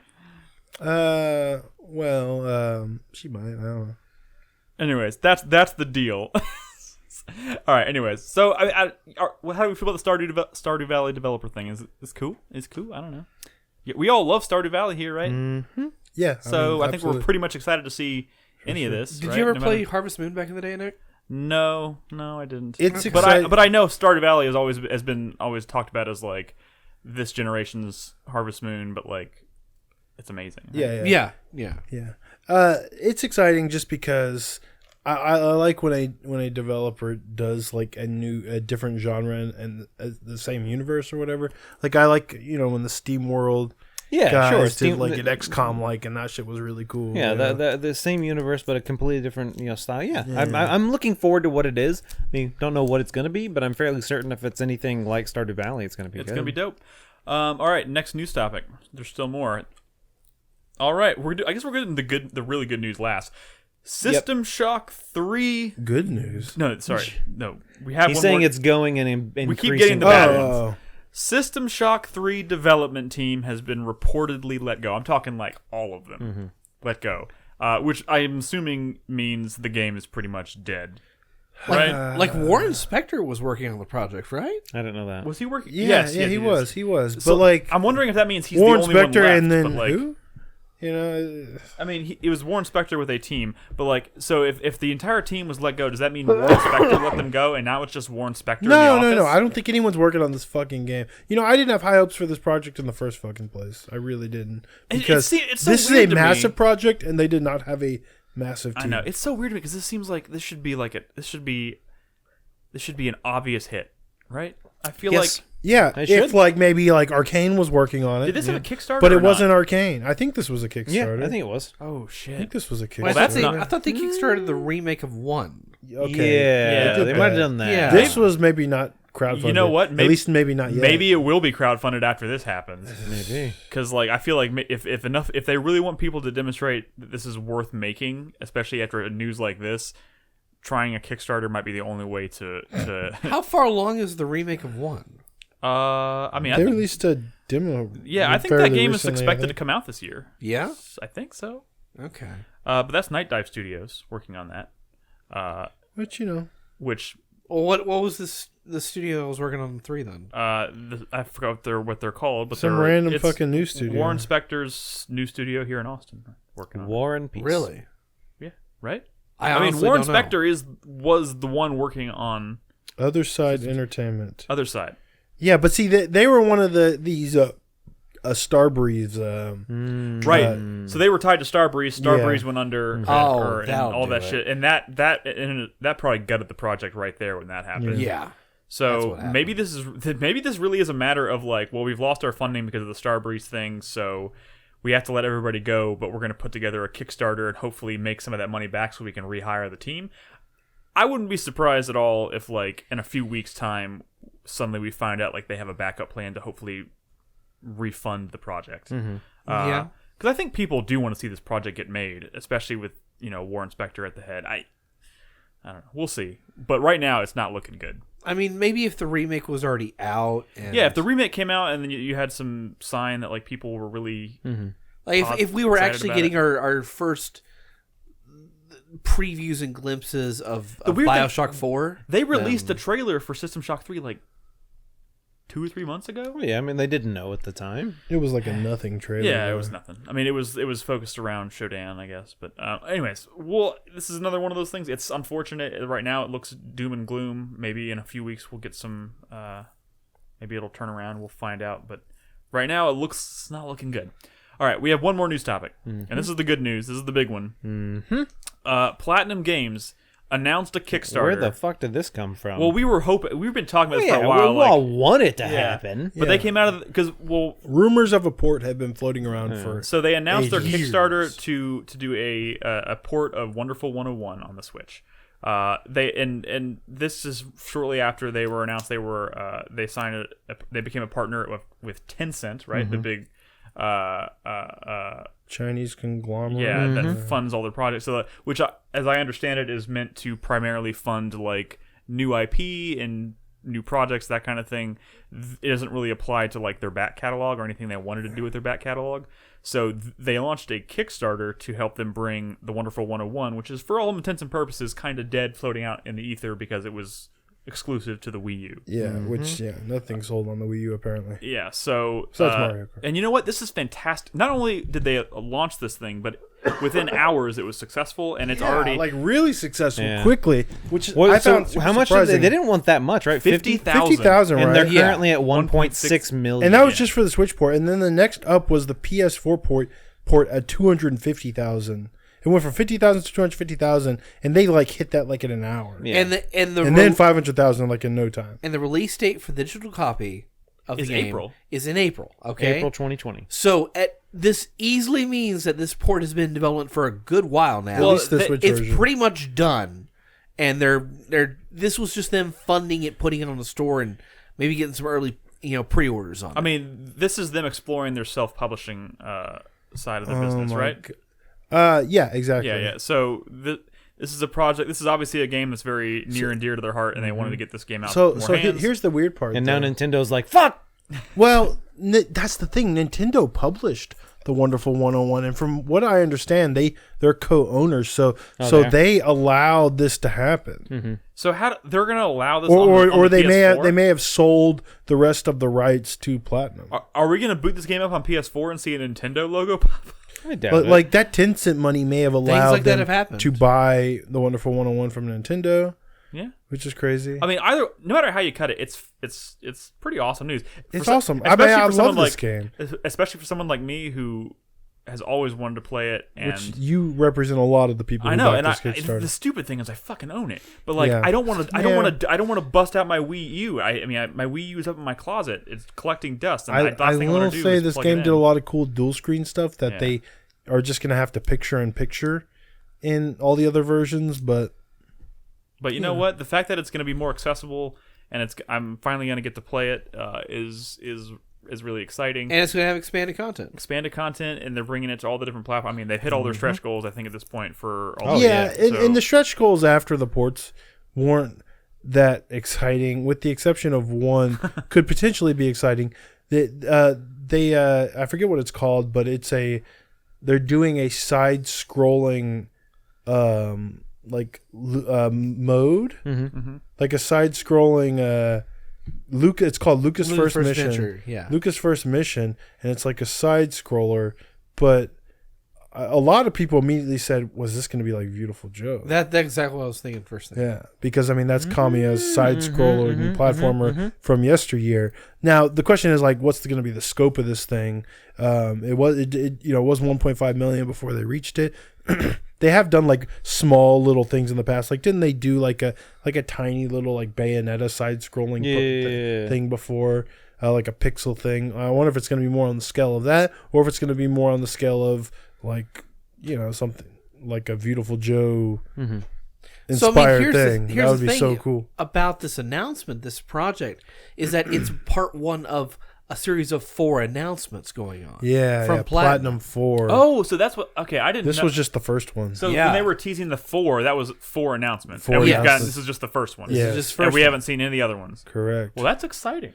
Yeah, what could it be? I mean, could it be more Kickstarter projects? Could it be just new games completely? Like I doubt it's more Kickstarter project. I think this was like them testing the waters. I mean, I would Well, imagine. yeah, but it was successful. I mean, I would. Yeah, but that's because it was such a low thing, and they had already done all their work on the project. I would it imagine- was easy for them to just throw. If they would have not earned like a single penny on this Kickstarter, they still would have published The Wonderful 101. Yeah, I mean, You're right. Probably, and that's probably why it was th- initially as so far as low. the announcements go, though, I would imagine that like at least 1 or 2 of these is going to be brand new game announcements, and that are funded because of their partnership with Tencent, at least. I mean, What we could be seeing what if Bayonetta it's ports. Scalebound revived? Dude, what if they could got the happen. IP from Microsoft? Don't Dude, if they don't did, play with my like, heart. Holy shit! I mean, there was an interview. So Kamiya said he would be more than interested in taking another stab at Scalebound if they could make it work with Microsoft. Yeah, but That's that's I think I saw on Twitter JP, who doesn't work at Platinum anymore. He works on Madden, but he said that I think recently that no, Microsoft like 100% completely owns Scalebound. Platinum owns no part of that. Yeah, but I mean, they could still enter into like a. I don't know. Or maybe they're just gonna be like they're gonna like go for the same idea and retool it a little bit, so it's kind of obviously still supposed to be like Scalebound, like a spiritual successor to Scalebound, and just call it something different. Man, that was but a we blast. know, Mailbound. Mailbound. Well, that's weird. I wouldn't Anyway, be surprised if we might see more ports too. I mean, like that whole Bayonetta Vanquish thing comes out this month. dude, what I didn't. So I totally missed this thing about that 4. I thought the 4 was like a separate tease entirely. It was like they're teasing some other game announcement. I didn't realize it was 4 announcements, and this was the first one. Yeah. That's exciting. When are we gonna get the next one? Yeah, I Shit, don't this know. first one's exciting. How about I backed this shit so fast. I'd like to see Mad World remastered and maybe throw Ooh, Anarchy Reigns in that'd there be as good. well. Dude, I mean, they have such a fascinating catalog. I would love to see. I mean, and they got more stuff stuck on iffy consoles. Like Mad World never left the Switch. Yep. dude, I mean, what, the with the what Wii. if one of these 4 announcements is the next Nier game? Well, I mean, it could you know be. that's happening. But Yeah, I mean, I think we do know what's happening, but I there's mean- some speculation that maybe Platinum doesn't even have to be involved in a follow up to Nier. Unless they want to, Automata. obviously. Yeah, and Nier that would be controlled by Square Enix, wouldn't it? Well, yeah, so but I doubt Square Enix would be involved in this at all. why not? Why? What do you mean? In this series of 4 announcements, what I'm saying. I mean, Why not? Why? It does. This is obviously not tied to any I mean, particular Platinum works publisher. with a lot of different publishers. I mean, but that's the thing, though, is that there's if you look at the Kickstarter for Wonderful 101, there's like almost no mention of Nintendo except in like very technical. Well, yeah, you know, it's because they're mentions. self-publishing this now. yeah, they don't need to mention Nintendo. But that's what I'm saying. This series of 4. Who's 4 to say the announcements- other 3 announcements have nothing to do with Yeah, I mean, anything I'm sure about they've a been- Kickstarter? They No, could be I'm- completely different. What I'm saying is that if we're talking about this Kickstarter being the start of their publishing effort. Who says the other 3 announcements? Yeah, have anything yeah, to the do with other 3 publishing? might have been in why development. wouldn't they want to focus those on self-published projects? Well, they just I might don't have been think- stuff that was already in development. Yeah, I think these 4 just they have 4 things to announce. They're just making it hype. They're like, we're gonna announce 4 things. Boom, boom, boom, boom. Yeah, It could be anything. Like if they are working on Nier, they probably would have already been working on it. You know. Yeah. It's still an announcement from them. Yeah, Cool. It's exciting. I especially liked one of the it wasn't a stretch goal. What do you call it? It's when you social when you goals? Yeah, when you back it, you can choose to be blocked by Kamiya on Twitter. Yeah. Yep. But if everyone meets the final social goal, I'm pretty sure you don't he need to. unblocks everyone. I'm pretty sure you don't need to back it to be blocked by don't. Kamiya. Well, you get There's you a get lot easier special, ways. You get a special tweet. Well, I guess you would anyways. Yeah, exactly. Well, he tweets at you, then he blocks you. Yeah. there's a lot of like really cool stuff that you can get from various tiers of this yeah. Kickstarter, but I can't spend all the money. You Pocop though. you didn't get the red Oh, jacket yeah. like Pocop? Pocop though. That red leather jacket? I did the jacket tier. What is the amount? Like, what is the amount in US dollars that you spent? $1,500. What? On a fucking jacket that better fucking fit. He gets other stuff too. I love. Yeah, he gets other stuff, but like, I love. Jesus Christ. I love Pocop. That's fantastic. It's like first tweet after posting was, "I'm homeless now." Someone made the money picture of Chris Davis, where he's like throwing the money or But with whatever. Pocop? Do it with Pocop. Do it with Pocop. Somebody do that. Pocop spent more money on this Wonderful 101 Kickstarter than Chris Davis did on a VR headset, the most expensive That's a VR fact. headset.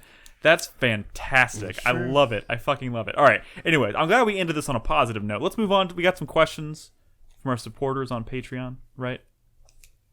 Are you prepared, Nolan? Pocop's a day trader. I mean, he's Cool. So I'm going to look at the I doc. I am just. Or are we doing it from the doc? Well, you go from the Patreon. I'm going to Okay. pull the doc up. So Gotcha. let's just see how many of these we get through from Patreon. Gotcha. All right. Well, fucking go away. This thing. damn that thing.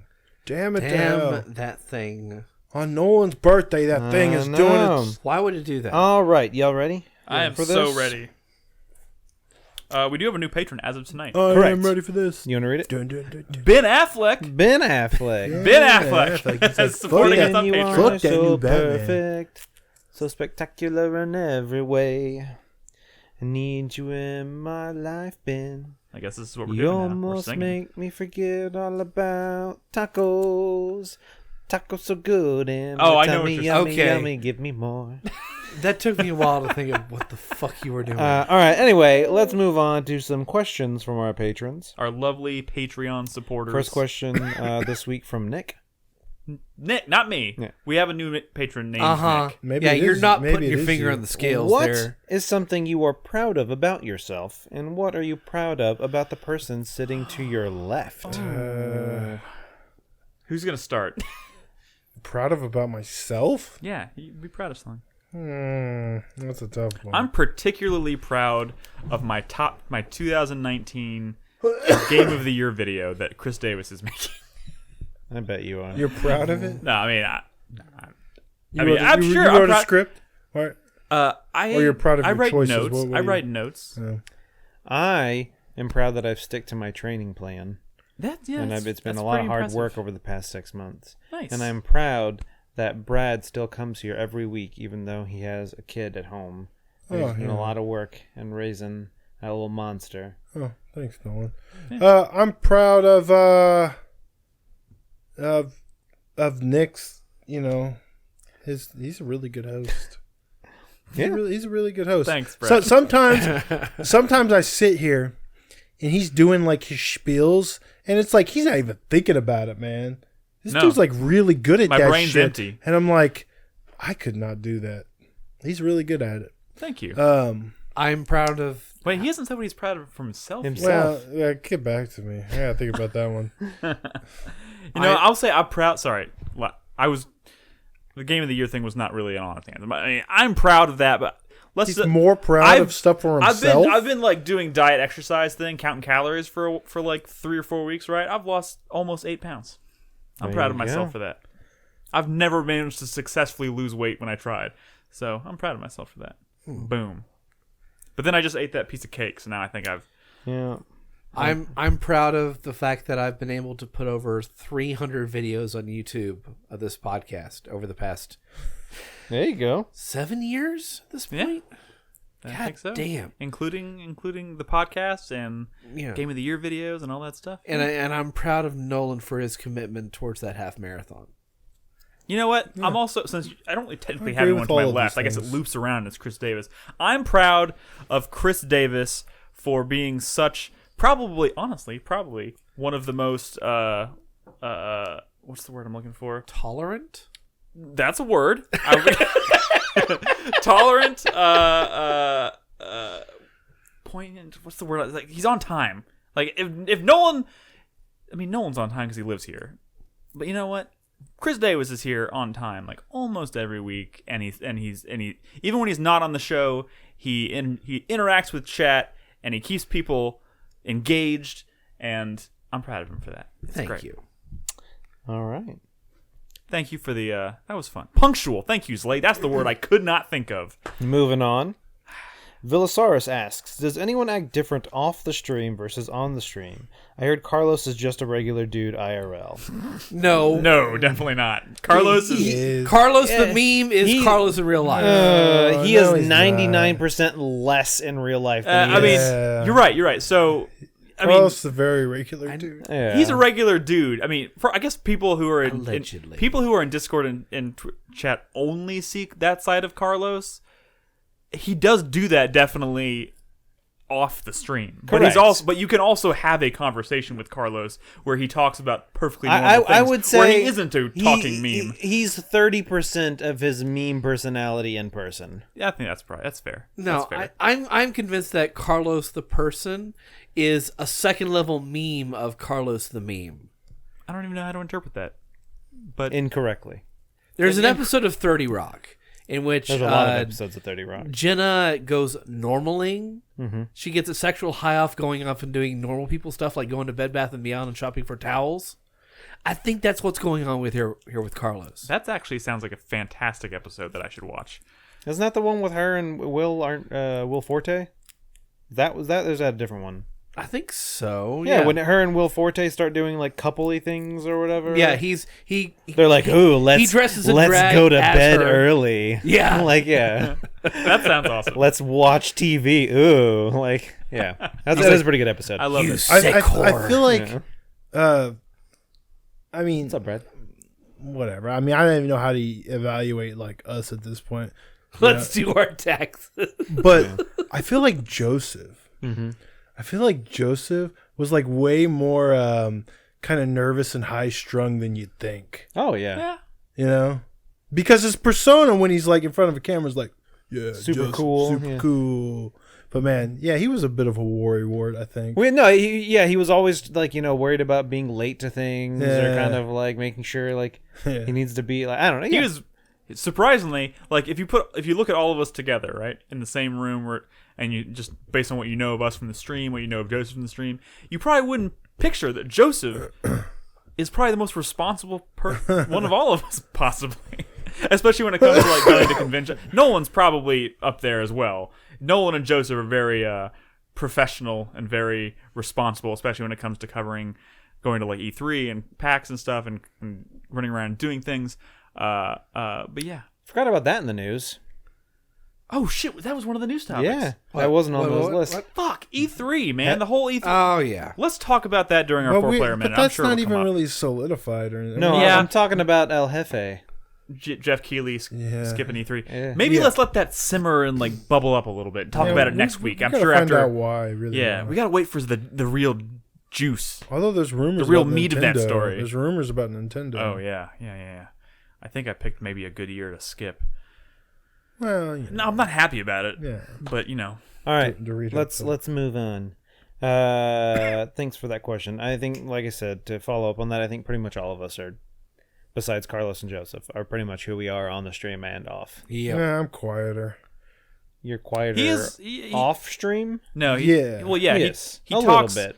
He talks Yeah. way more on the stream. I think people. Well, it also depends on the scenario you're in. If you're here with us, like just not streaming, just talking about stuff, you're fine. But I think Yeah. in a regular social setting, Yeah, you're I'm a definitely very quieter. antisocial, quiet person. Yeah.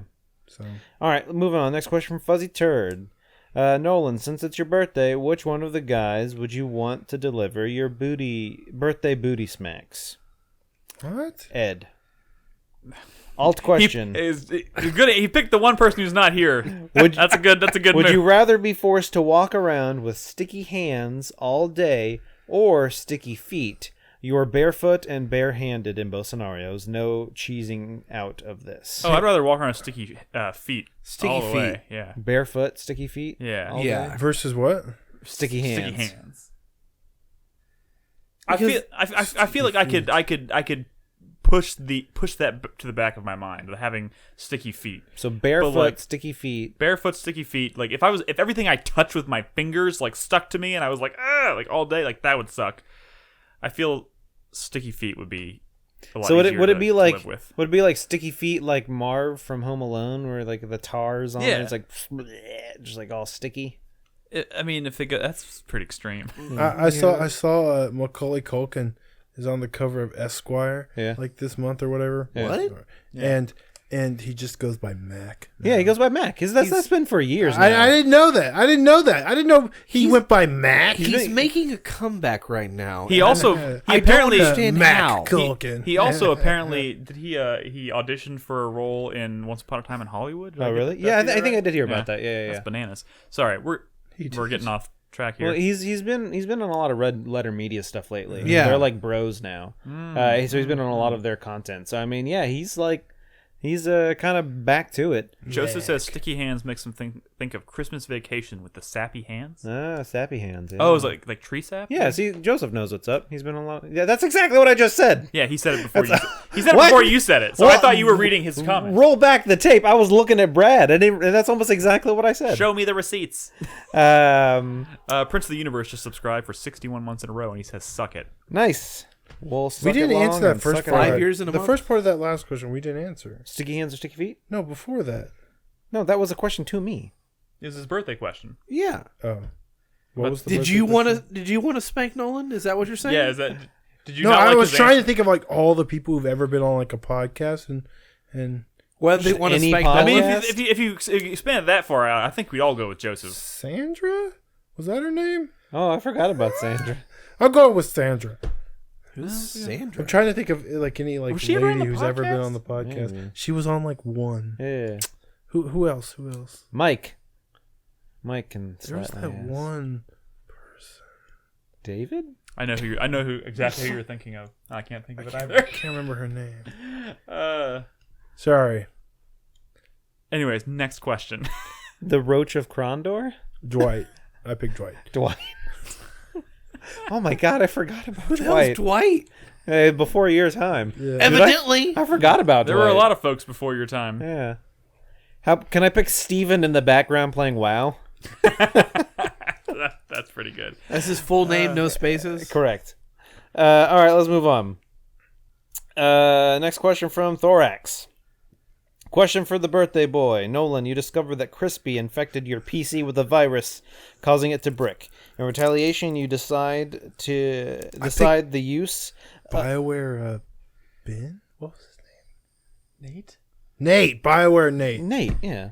I brought up Nate earlier. Damn it. That's Sorry. twice on one Continue. podcast. Not before this question, like before when we were talking about BioWare. Okay. I yeah. talked about Nate. Bioware Nate. It's Nate from BioWare. Nate from Bioware. You decide to use the Infinity Stones to snap 3 of Crispy's most cherished games out of existence, both physical and digital. What games would you do? Well, I feel like Crispy should be Yeah, here. to Crispy's answer gotta this be question. here. We're Maybe I should- snapping should I Crispy's add this- games out of existence. Should I add this to Yeah. the doc and so we read it next Yeah, week? yeah. All right. We'll go over this next week. Rocket Why don't we League, just call him up and Overwatch, put him on the... and Put him on blast. Yeah, put him on blast All right, now. Zero Fucking Skies. hell. If you had to choose a month of the year to be every month you experience from now on, which month would it be? Oh, Oh, dear God. God. Ooh, it's a good question. November. Yeah, because hold on. What are we thinking about? Are we Are you thinking thinking about about game releases, Brad? Or are you No, thinking that's not how that works. Or are you thinking about times of the year? Like, Yeah, I'm trying to think of like what things would happen during I was that thinking about month. weather. I feel like October would be a good one. Although, Wait, you're talking about? Are we talking about video games? No, just in general. No, November. March? What? March is gonna be freezing. We live in Texas. March is going to be freezing. Wait, how? What's the question? You do know it's just getting cold here now. So like in March, in about a month, it'll probably still be cold here. It's not going to be cold in March. We live in Texas. Bitch, it's February right now and it's freezing outside. Oh, no. Because February's winter time. Yes, we're in winter. If it's fucking cold in the month, Brad, you owe me a hot dog. Don't we all want it to be cold? I don't want it to be cold. No. Texas I like cold. the I is want it to be cold. great. I like Brad. the cold. It snowed last week. I personally, That was amazing. The average high for March in Texas is 73. The average low is 51. March might be fine. Maybe That's not even bad. April.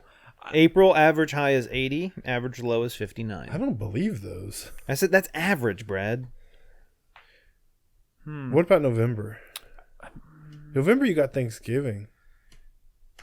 I'm gonna stick. March, I get spring break. I'm gonna stick with October. Chris Davis, that's how that works. If it was March every month, you wouldn't always be on spring break. What if it did though? That's not how this question That'd works. be great. Okay, I picked December. Then you're literally just living the same month. It's fucking Groundhog's Day of a month. That's not how it works. Groundhog's Month. The question is, Groundhog's Month. I'd watch that.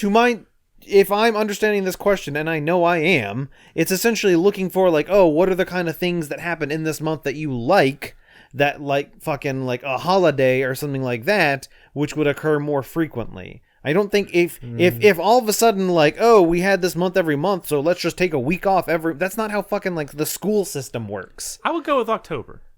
October is Halloween. I know it has Halloween. But you want like the year. So would you have a ramp Halloween up? at the end of every month? I'll take it. That's how you just defined it. And you know what? October, you get the Halloween vibe all month long. So That is true. I do like do a like fall, October. And it's- I do like a fall It's kind not. of vibe. It's like it's usually what is it like? Usually like in the October. 70s. something like that. October. Yeah. 31 No, Maybe the days. occasional dip. It doesn't start dipping until like late October, November. Plus, it has 31 days. So. And you get that nice balance of like sun and rain sometimes. You know what I mean? You know, and you definitely don't want to do November or December, especially November, because you have that pre-Christmas hypening going on. That there is no Christmas at the end of the month that you can use. The hypening. The hypening. That's when the Christmas trees are trying to kill everyone. Was that a happening joke? I would watch that. All right, let's move on. Oh my god, that movie's so bad. Wasn't there like a B horror movie about a killer Christmas tree? Probably. Oh, I'm sure. There's got to be. Let's move on. Next question from Ash.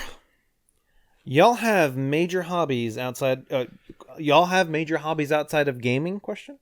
I know the birthday boy can polish some wood, and Crispy loves D&D. What the fuck does that mean? He made that whole thing downstairs. I work Likes with to wood. masturbate. He's a woodworker. If you know what I mean. Or you just jerk off a bunch. I mean, what? Look on may, look on B. Call it- What do you think I polish it with? Oh god. Oh God. Oh. I imagine Chris Davis is super into airsoft guns and celebrates way too much when his team beats some school children. Varnish would be like the worst lube. Oh god. What? I was like, how do these two thoughts connect there? I'm sorry. Hobbies outside of the podcast and gaming. I mean, oh man. Yeah. I have no time for... This is my hobby. Web I have no design, time for any other thing. But like No, that's like my job, that's I guess. not your hobby. I mean, I do a lot of it outside of work, but it's usually just our own website. Exactly. I've been trying to develop my own website lately, just because I'm trying to get better at front end design. But I've just been like super fucking lazy about it. Like I wrote a couple of APIs that interact with some like Google APIs, like pull in some data from this, and then I just kind of stopped. You're also saying work stuff. But I'm doing it not for work. For fun. Yeah, I'm can doing tell it you to this. improve my skills. I can tell you this: if I didn't do that for a living, I would do it outside of work as a hobby because I enjoy it. But because I do it for a living, I do it far less at home. exactly. So I just play video games. I love watching movies, but doesn't everybody? Kind of, right? Yeah. Yeah, for the most part. So I I guess always it feel depends on weird the way calling in which you movies do a it. hobby. Well, it depends, right? I guess if you're trying to do like a thing with movies, that's sort of turning it up to like hobby grade, right? Yeah, I guess you're right. Well, Chris Davis, do you have any? You have a letterbox shooting account. kids with airsoft guns, No, I've never done airsoft. paintball. Godzilla is his hobby outside of work. I fucking, I mean, that is a personal passion of mine. I yeah. wash dishes and fucking Hey, change dude, I diapers. fucking enjoy doing the dishes. Okay. Your passion is your child. That's crazy. I don't collect figures. Uh, The You collection collect just sort of Figmas. happens. No, it just sort of happens. Didn't you like? Wasn't the whole thing with you tweeting out that video of Carlos flossing was that you would not release it if somebody got you like a Monster Hunter Figma or something? It was just a figure, a cheaper figure, but I got one anyway. and you released the footage anyways, didn't you? Yes. No, he didn't give me one. That's not how blackmail works. He didn't give me It is in Brad's world. I think we've adequately answered the question. Yeah, I don't know. All right, My moving hobby's on. slay the Basically, spire. what you see is what you get. Yeah, moving on. Frantic Ficus. With hot water, tea bag, milk, and sugar. What order do you put these in your cup in order for you to make a cup of tea? I don't drink tea. What the fuck is tea? I do hot water, tea, tea bag, and then then I remove the tea bag. And if I'm going to add milk and sugar, which I don't always with my tea, most of the time I drink it black. Yeah. I'll add those last. If I'm going to add them, I do sugar over milk. Milk is less common for me in tea, but I will on the odd occasion. I've never put milk in tea. It's not bad. It does add like an interesting kind of, I don't want to say texture, but I mean, it kind of does change it a little bit, and it makes it, I don't want to say smoother, but I mean, creamier? I mean, it's milk, so I mean, I would say try it to see if you like it. But obviously in hot tea, you wouldn't do that like an iced tea. No. You Is would it- not do that with iced tea. Is it hot tea? No, it's iced tea. Well, then then I have no idea. You do tea bag. I mean, I don't think there's anything inherently wrong with tea bag in hot water, but then most of the time I'm making tea is at work, and we don't have the way our water dispensers work. It would like it just shoots a jet of water in there, and the tea bag would fucking go flying. And so I generally just fill up my I mug drink with coffee. Don't people- hot water first. we, If I'm British? at home and I'm using I have a kettle. If I was using that, I would probably put the tea bag in first and then pour the water. How often are you doing tea versus coffee? It just depends. You're right. I enjoy tea. Chai Tai is right. He took Chris and I to a milk tea? tea place in LA last year for E3, and I thought it was pretty good. Yeah. You haven't gone to any of them that have been in Austin? No, I don't. There's I don't. plenty. I There just are don't. so many. I just don't drink. You know how I do my tea? I go to 85 degrees and I get the King grapefruit green tea. It's a green tea and they shove a whole fucking grapefruit in it. It's pretty good. And what does her mouth do with the grapefruit? That will forever be. I can't do it. That will forever be the funniest video on the internet. Forever and ever. You need to watch the video of the guy playing the custom Guitar Hero of that Oh, video. It is so I'd watch that. I would definitely watch that. Yeah, I drink coffee and I've got part of my whole counting calories thing is I stopped putting creamer in my coffee, and now I'm just totally used to it, so I drink it black. Not sugar either. What the fuck? So I've been trying intermittent fasting lately, just as kind of like a let me try this out because people say it's good, and obviously you can't have milk or cream. And they say a little bit's fine, but Yeah. I've been trying to do it black. Oh my! I hate every fucking sip of coffee. Here's the thing about coffee. If the coffee sucks, it drinking definitely it does. black is hard. It definitely all the coffee at my Yeah. office sucks. Like but, period. But if you do cream and sugar, then even shitty coffee can be fine. No, so that's the thing. Is so I don't. I've been doing intermittent fasting, so I don't eat until noon. So I'm at work and I have a fucking 2 cups of coffee before noon. Yeah. So I'm drinking black coffee, and then fucking every sip of coffee I'm like downing a bunch of water to get the fucking taste out of my mouth. The afternoon I have a coffee with some cream and sugar in it. Oh my god, it's heaven. I just realized, even though it's like the shittiest coffee. when I was getting serious about counting calories, and I was like, well, a really easy way to cut out some calories out of my usual diet is just stop putting creamer in my coffee. Mm-hmm. It took like a week for me to kind of get used to Is it coffee at work? Yeah, And and it's okay it's coffee, Not, it's or not. like- I mean, it's not terrible. So I mean, there are some people at my office that bring they have their own French press, but they look like fucking assholes in the Yeah. break room. Yeah, They have they this giant French press, and they're just talking, waiting for Scud the and they're Destroyer like, "Oh, let in me." chat Now also looks I'll like an press. asshole. Don't get me wrong. I have a French. I have a French press. It's downstairs in my cabinet. I haven't used it in years. I own one, Robin but I'm takes not the gonna French press to work. I'm not gonna fucking take it to the office and Yeah, that's just true. make some in the break room while I'm like I just feel like, and I mean. I'm sure those people aren't assholes. Maybe. Robin does that. He uses an AeroPress too. Okay, Robin doesn't do that. I mean, don't get me wrong. The people that I'm talking about in my office are clearly like UX people, and UX people. If you've ever worked with Fucking UX with people. a bunch of developers, you can tell a UXer by just looking at them. Fucking hippies. I mean, kind of. They're always dressed all trendy, and you see developers and they're wearing it's 30 degrees outside and they're wearing shorts and a t-shirt and their hair's all gross and stuff. And then you see UXers and they're I feel wearing like the button should be a little lower. UX people. I mean, yeah. But anyway, Next does that answer question. your question? I think we answered that question way more than adequately. Yeah. Drunken Merchant. What console generation had the best game box art overall? Wait, for the actual... Oh, you mean just for the games Yeah. of that Oh, genre? that's a tough one to answer Oh, because I feel I don't jeez. separate them by generations. Are we talking about art for the games themselves or the design of the boxes that the games come Box in? art. It's just his That box doesn't answer art. the question, Brett. The box art for the game. So Just I would like say, on average, which one had better art? Jesus. that's a tough one. Honestly, tough. I wouldn't. I would say like PlayStation 1.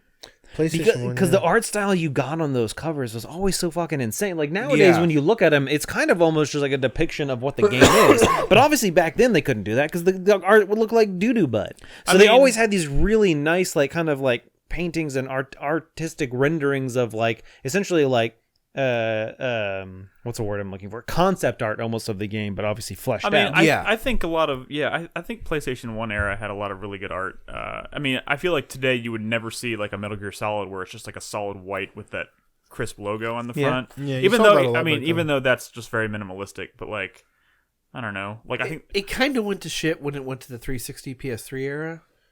yeah. But I would say when they started introducing the DVD cases with the PS2, there was some good stuff in there. I wouldn't go as far as saying it's the best, but I think the PS4 era has had some pretty good art. I think it's gotten better since last generation, but I don't know if it's. I wouldn't call it the best. Wait. Boo, Scud, boo. he's over here talking. Scud, he wrote like a whole paragraph about. I'm pretty about sure. AeroPress. I'm pretty sure drinking liquids over 140 degrees gives you throat cancer. I think I heard something. No, I'm serious. Like I think there's some documented like evidence that drinking extremely hot liquids is bad for you. I don't like check the temperature of my coffee before I drink it. I think it depends on what you're drinking it out of, right? Well, if you're drinking it out of an asshole. Okay. Oh my god.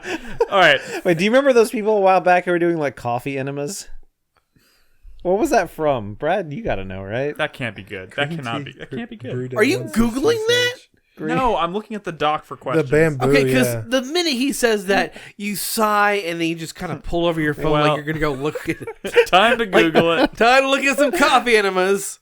Got to find out what Nolan's talking about. I'm pretty sure they didn't put boiling coffee in their ass. I'm pretty sure they waited for it to cool off and then they put it in. Cold brew. And that's how they invented cold brew. No, it's called cold. It's cold poo. Cold poo. I'm calling this show the Cold Brew Show. Oh my god. How many more questions do we have? That's it. That was it. Okay. Do we have any on from supporters on Twitch? I have not looked. Hold on. I can hold pull that it up. thought. Okay, you do that. I'm checking. I want to read at least one question from the doing doc it. this week. I'm doing it. Oh my god. It's February 13th. We do have a few. Go for it. Chai asks, what is your favorite English language song from a Japanese video game? Bonus points for anything not into free from Dragon's Dogma, since that's fresh on your minds. Wait, say that. How do you phrase it? Your favorite English language song from a Japanese video game. Oh god, I don't think I play enough Japanese games anymore that have like English songs in them. Yeah, that's a tough question Like to just old spring on. like RPGs. if it's licensed, is that free game? No, I don't think that's Okay. because that's not. I think he's referring to the fact that like Dragon Into Free is like a Japanese song, but they have like a bunch of English in it. Oh, Lao Kung Pao says, does Snake Eater count? Yeah. Yeah, absolutely. I guess so. Yeah. Yeah. That's a pretty good one. Oh, Katamari has a lot of good songs. That is as well. true. Ah, that's a good one. Yeah. But no, there. Katamari, do your best. That's a good answer. Those are more English lyrics you said right there than I thought was in the Be so entire good. soundtrack. There's a lot of English in Yeah. Katamari. Want to roll know you up you- into my life. Let's grow. Let's roll up to make a single star in the sky. We need Crispy. I We don't can't do even- songs for about you. I don't even care. For That's me. the answer. See, me and Brad know it. Katamari Damacy is the answer. Yeah, that, yeah. for There's sure. a bunch of good Persona songs too. Yeah, Yeah, there's some that's good true. ones. There's some good ones. Yeah. You're right. We should have never started talking about coffee. All right. He's still writing his essay over there. This cut is gonna die on this hill. Well, yeah. Jaeger is resubmitting a question from December. Well, his question. He Scud said, is Jordan We skipping it? Schlansky. Well, we don't have to skip it. He did say that he's been waiting for us to answer this, and I swear to God we've answered it before. But We have. I have it here in the doc, and I'm pretty sure. Yeah, I'm pretty sure we've answered. Is this the one with the Jaeger. licensed games? Yeah, Yeah. licensed game, any IP you want. Okay, he says you can create a licensed game with any IP you want. What would you pick, and what type of game would it be? His example is I'd pick a Peaky Blinders in the style of Red Dead Redemption 2. I feel like we've answered it before, but Yeah. I will entertain the notion that we didn't, and we'll just answer it anyways. Okay. I know. I'll reiterate mine. I know exactly what I want. Go for it. I want a Terminator game that plays like an XCOM. Yeah, we did. I remember See, that. we did question. have this conversation. I remember that answer as well. Jaeger, why don't you listen to our podcast? I don't think he does. Damn it, Jaeger. Damn it. What was my answer? I don't Jaeger, know. can you do me a favor and look up that podcast and see what my answer was? Because I'm pretty sure I remember answering it. Oh man, I would like I would like a Dexter game in the style of Telltale's The Walking Dead. I would like a Song of Ice and Fire game in the Divinity Original Sin, or like Disco Elysium. Ooh, that would be good. That would be good. Or Ooh, can I say like Memento style, but Like Memento the movie. yeah, the movie. I mean that's an IP, I guess. Yeah. Why not? You want to Fuck, You what want a is it? Memento game? Yeah, but what is that game called? Return of the Oberdin. oh. So you're kind of trying to piece together shit. You're like you've lost I your like memory. It. I like and it. you're kind of trying to piece everything together. Your save file wipes every 5 minutes. Oh yeah. I like it. I like that. And you got to write notes on Polaroids. Yeah. I think you this is gotta all. tattoo your body. These are all good answers. All right, Don't there we believe go. his lies. There you go, Jaeger, and that satisfies the questions from the doc. By the way, a reminder, guys, we obviously open these questions up every week, so feel free to submit as many as you want. If you're a supporter on Patreon at the $1 tier or higher, or a Twitch subscriber, you can submit any question you want. If we don't get to your question, I'm adding everything to a doc, so we'll check that every week as well, and we will eventually get to all the questions. So if we don't answer your question this week, doesn't mean we skipped it necessarily. This one's about Valentine's Day. Well, we're not. I mean, yeah. By Okay, all means, gotcha. go ahead and read it. I'm just letting people know that we will continue to return to questions week after week, even if they're older questions. Good point. All right. Big Wazoo asks, with it being Valentine's Day tomorrow, what's a video game you recommend that's fun to play with that special someone? Lovers in a Dangerous Space-Time is a bad example because you will be mad at each other. I mean, honestly, Ho might be a bad example. Overcooked is a bad example. we're looking for good examples. Snipper clips. Yeah, Snipper Clips is a good one. I know this is kind of a cliche Not answer, for I me. think, especially for this podcast, because I think we've said it 1,000 times. But I honestly didn't do it this way, but I would have loved to play Return of the Oberdin Me and Bernadette together. played that together. And you that know, was what? really Robin good. played it last week. She just because it was on I guess Xbox Live. Yeah. Or it was one of the free games, I guess. She played all the way through. She played through. What is that game? Papers, Please. Her story. Her story. Telling lies. I keep wanting to say Vanishing of Ethan Carter, but it's not. It's oh god, the one with the swing set and the oh god, this is killing What me. Remains of Edith Finch. Yes, she plays What Remains of Edith Finch back to back with Return of the Oberdin, and I'm like, I would have loved to play Return of the Oberdin with you, but we didn't do it that way, unfortunately. But that would be awesome. You didn't play What Remains of Edith Finch? No, she's played it though. Yeah, Stardew I think is a good one, especially with the multiplayer. Yeah. Portal 2, actually. Me and Bernadette played that one together. that's a That good was one. actually a pretty good one. yeah. Is Joseph talking about EDF? Earth Defense Force? Yes. That's that. I like to play games like Red Dead or Judgment. And just Where have her do the She does like the running around, and then when she gets in the fight, she gives it to me because she doesn't want to do that. But she likes doing that, riding the horse around or whatever. Me and Bernadette kind of did that with some of the Uncharted games, where she didn't like the combat, but she liked the kind of exploration type stuff. So Robin loves the Batman Arkham games, but she hates basically any game that makes her drive. So she was terrified of ever playing Arkham Knight, and she was like, "You can just drive the Batmobile for me." But How does she feel about Origins? she hasn't played it yet. She's played everything but Origins. But she played Arkham Knight, and she, after like a little bit of struggling, she played all the way through that. I never had to touch the controller. Cool. Oh. She Nintendo overcame it. Nintendo actually covered this topic. They posted like a list of games to play for Valentine's Day couples. And like, the yes, other they're day. all Nintendo games. Actually, one of them was one of my favorite games, Cyberpunk Bartending Action Valhalla.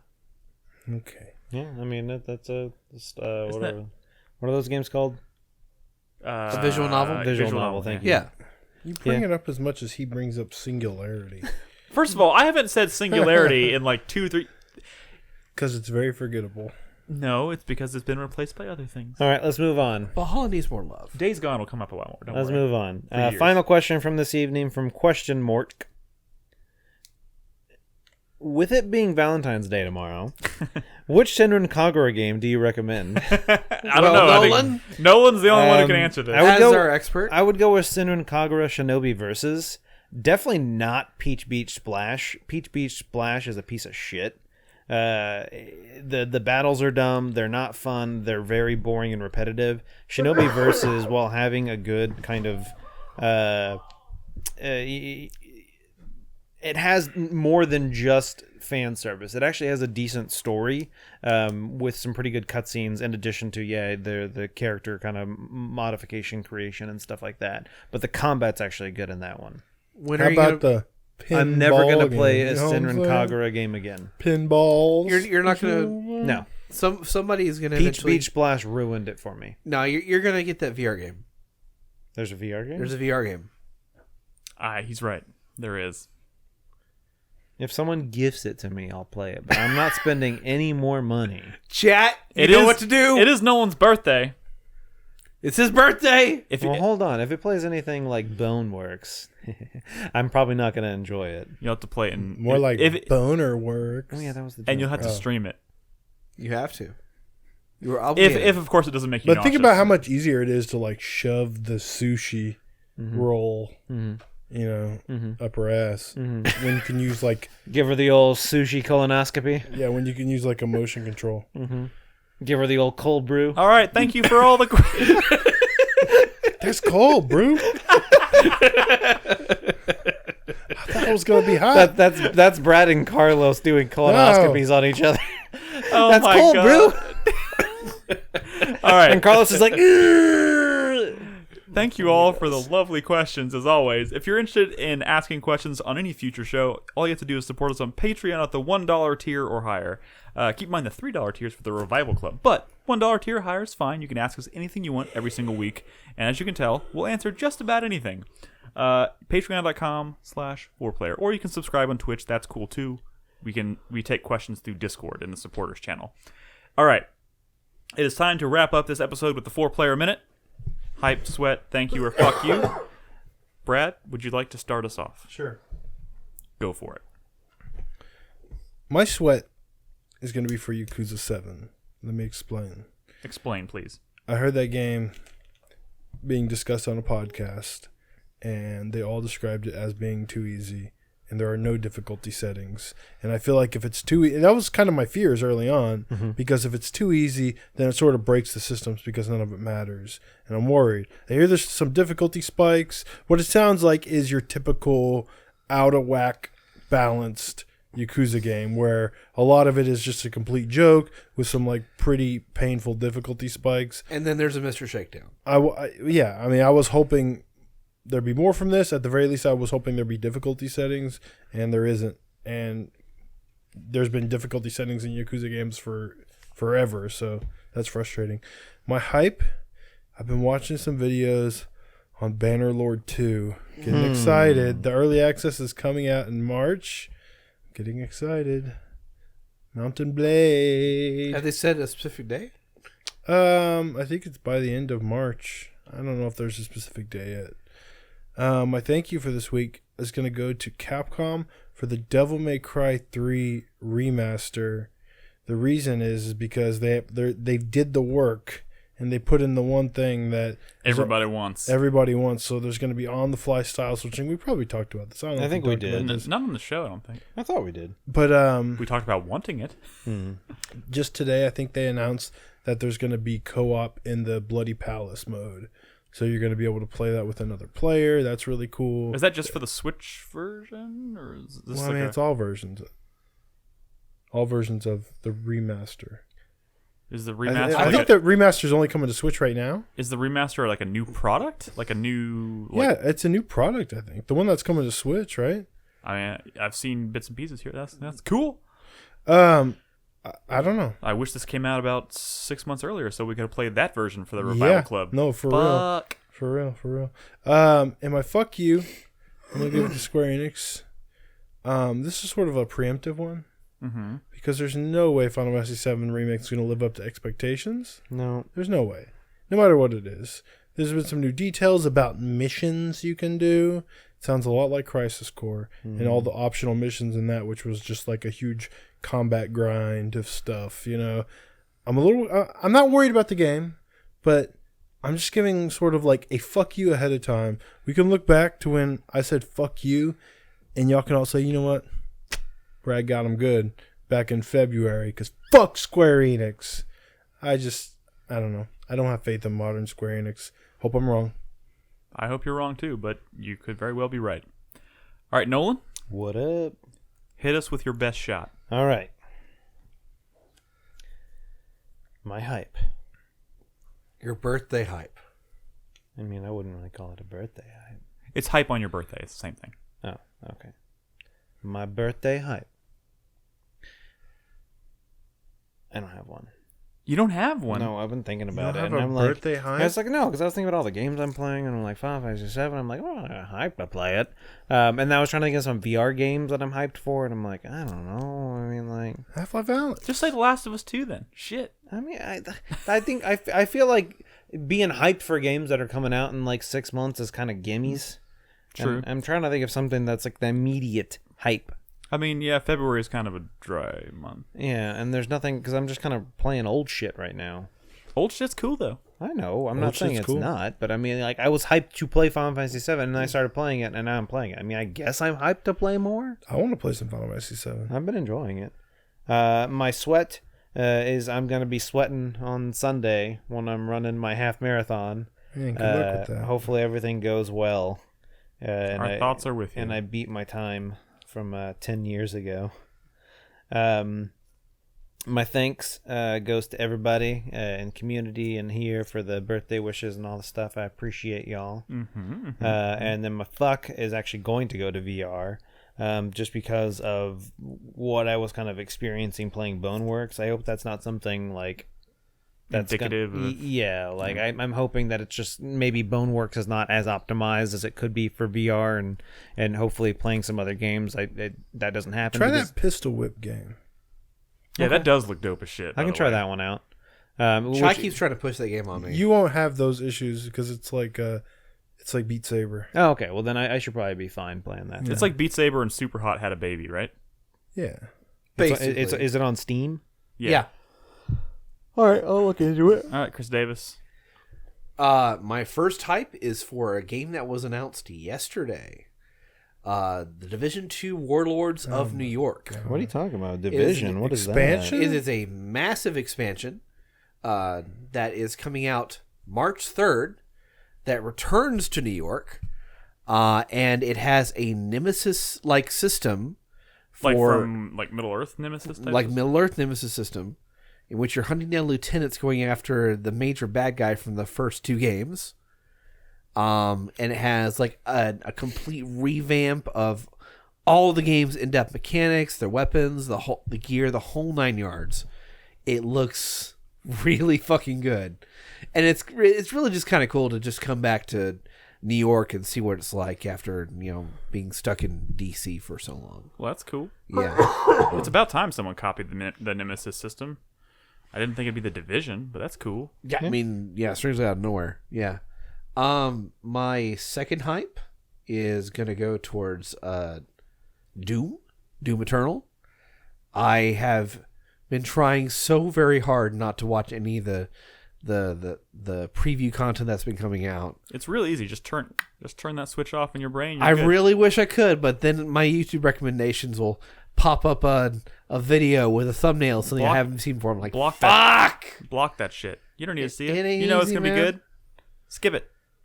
I don't want to say your hype list has been predictable so far, but if your next two things are jets and cats, get out.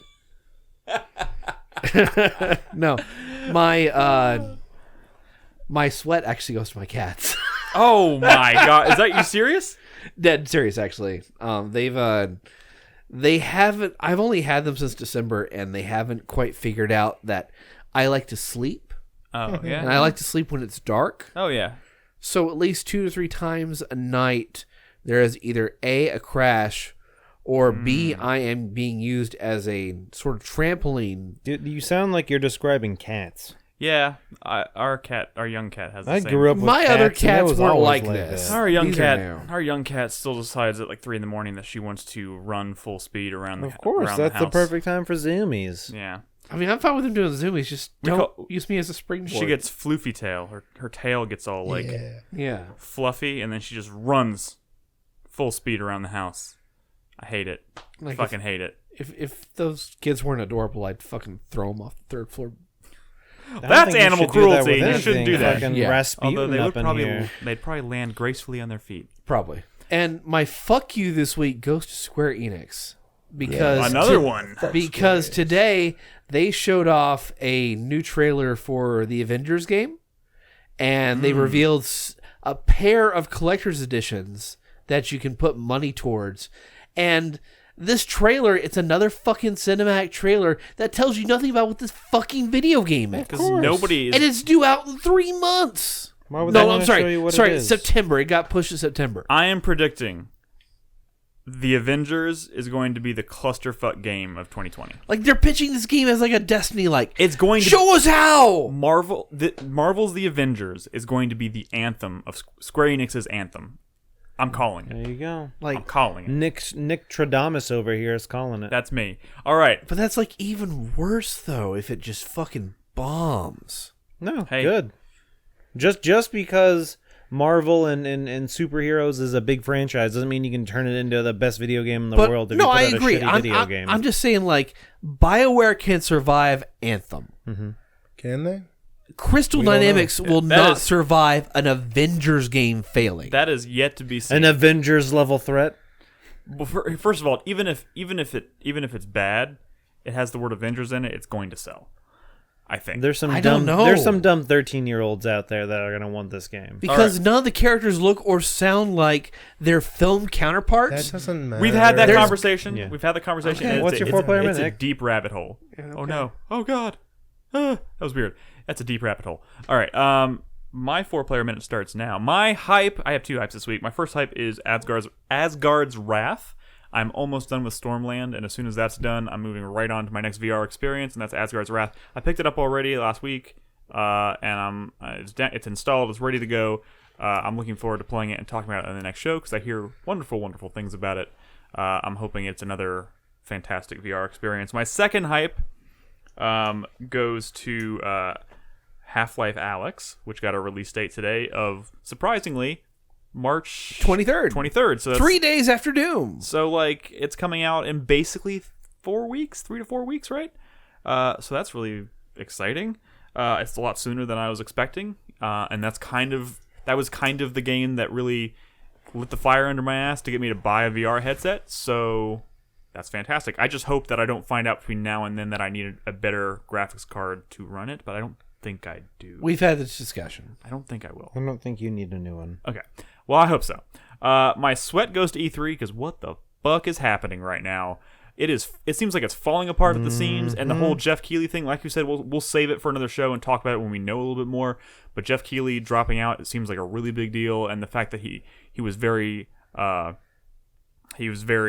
specific about, or not specific, but the way he phrased his I'm not He attending said, E3. "Fuck E3." I mean, it sounded like he knows stuff about the show that he's not. He said he's not comfortable participating based on what he knows about the show now, and the fact that he's not comfortable makes me wonder what the fuck is going. It's like it's having an identity crisis, or they're trying to do something desperate that just doesn't sit well with him.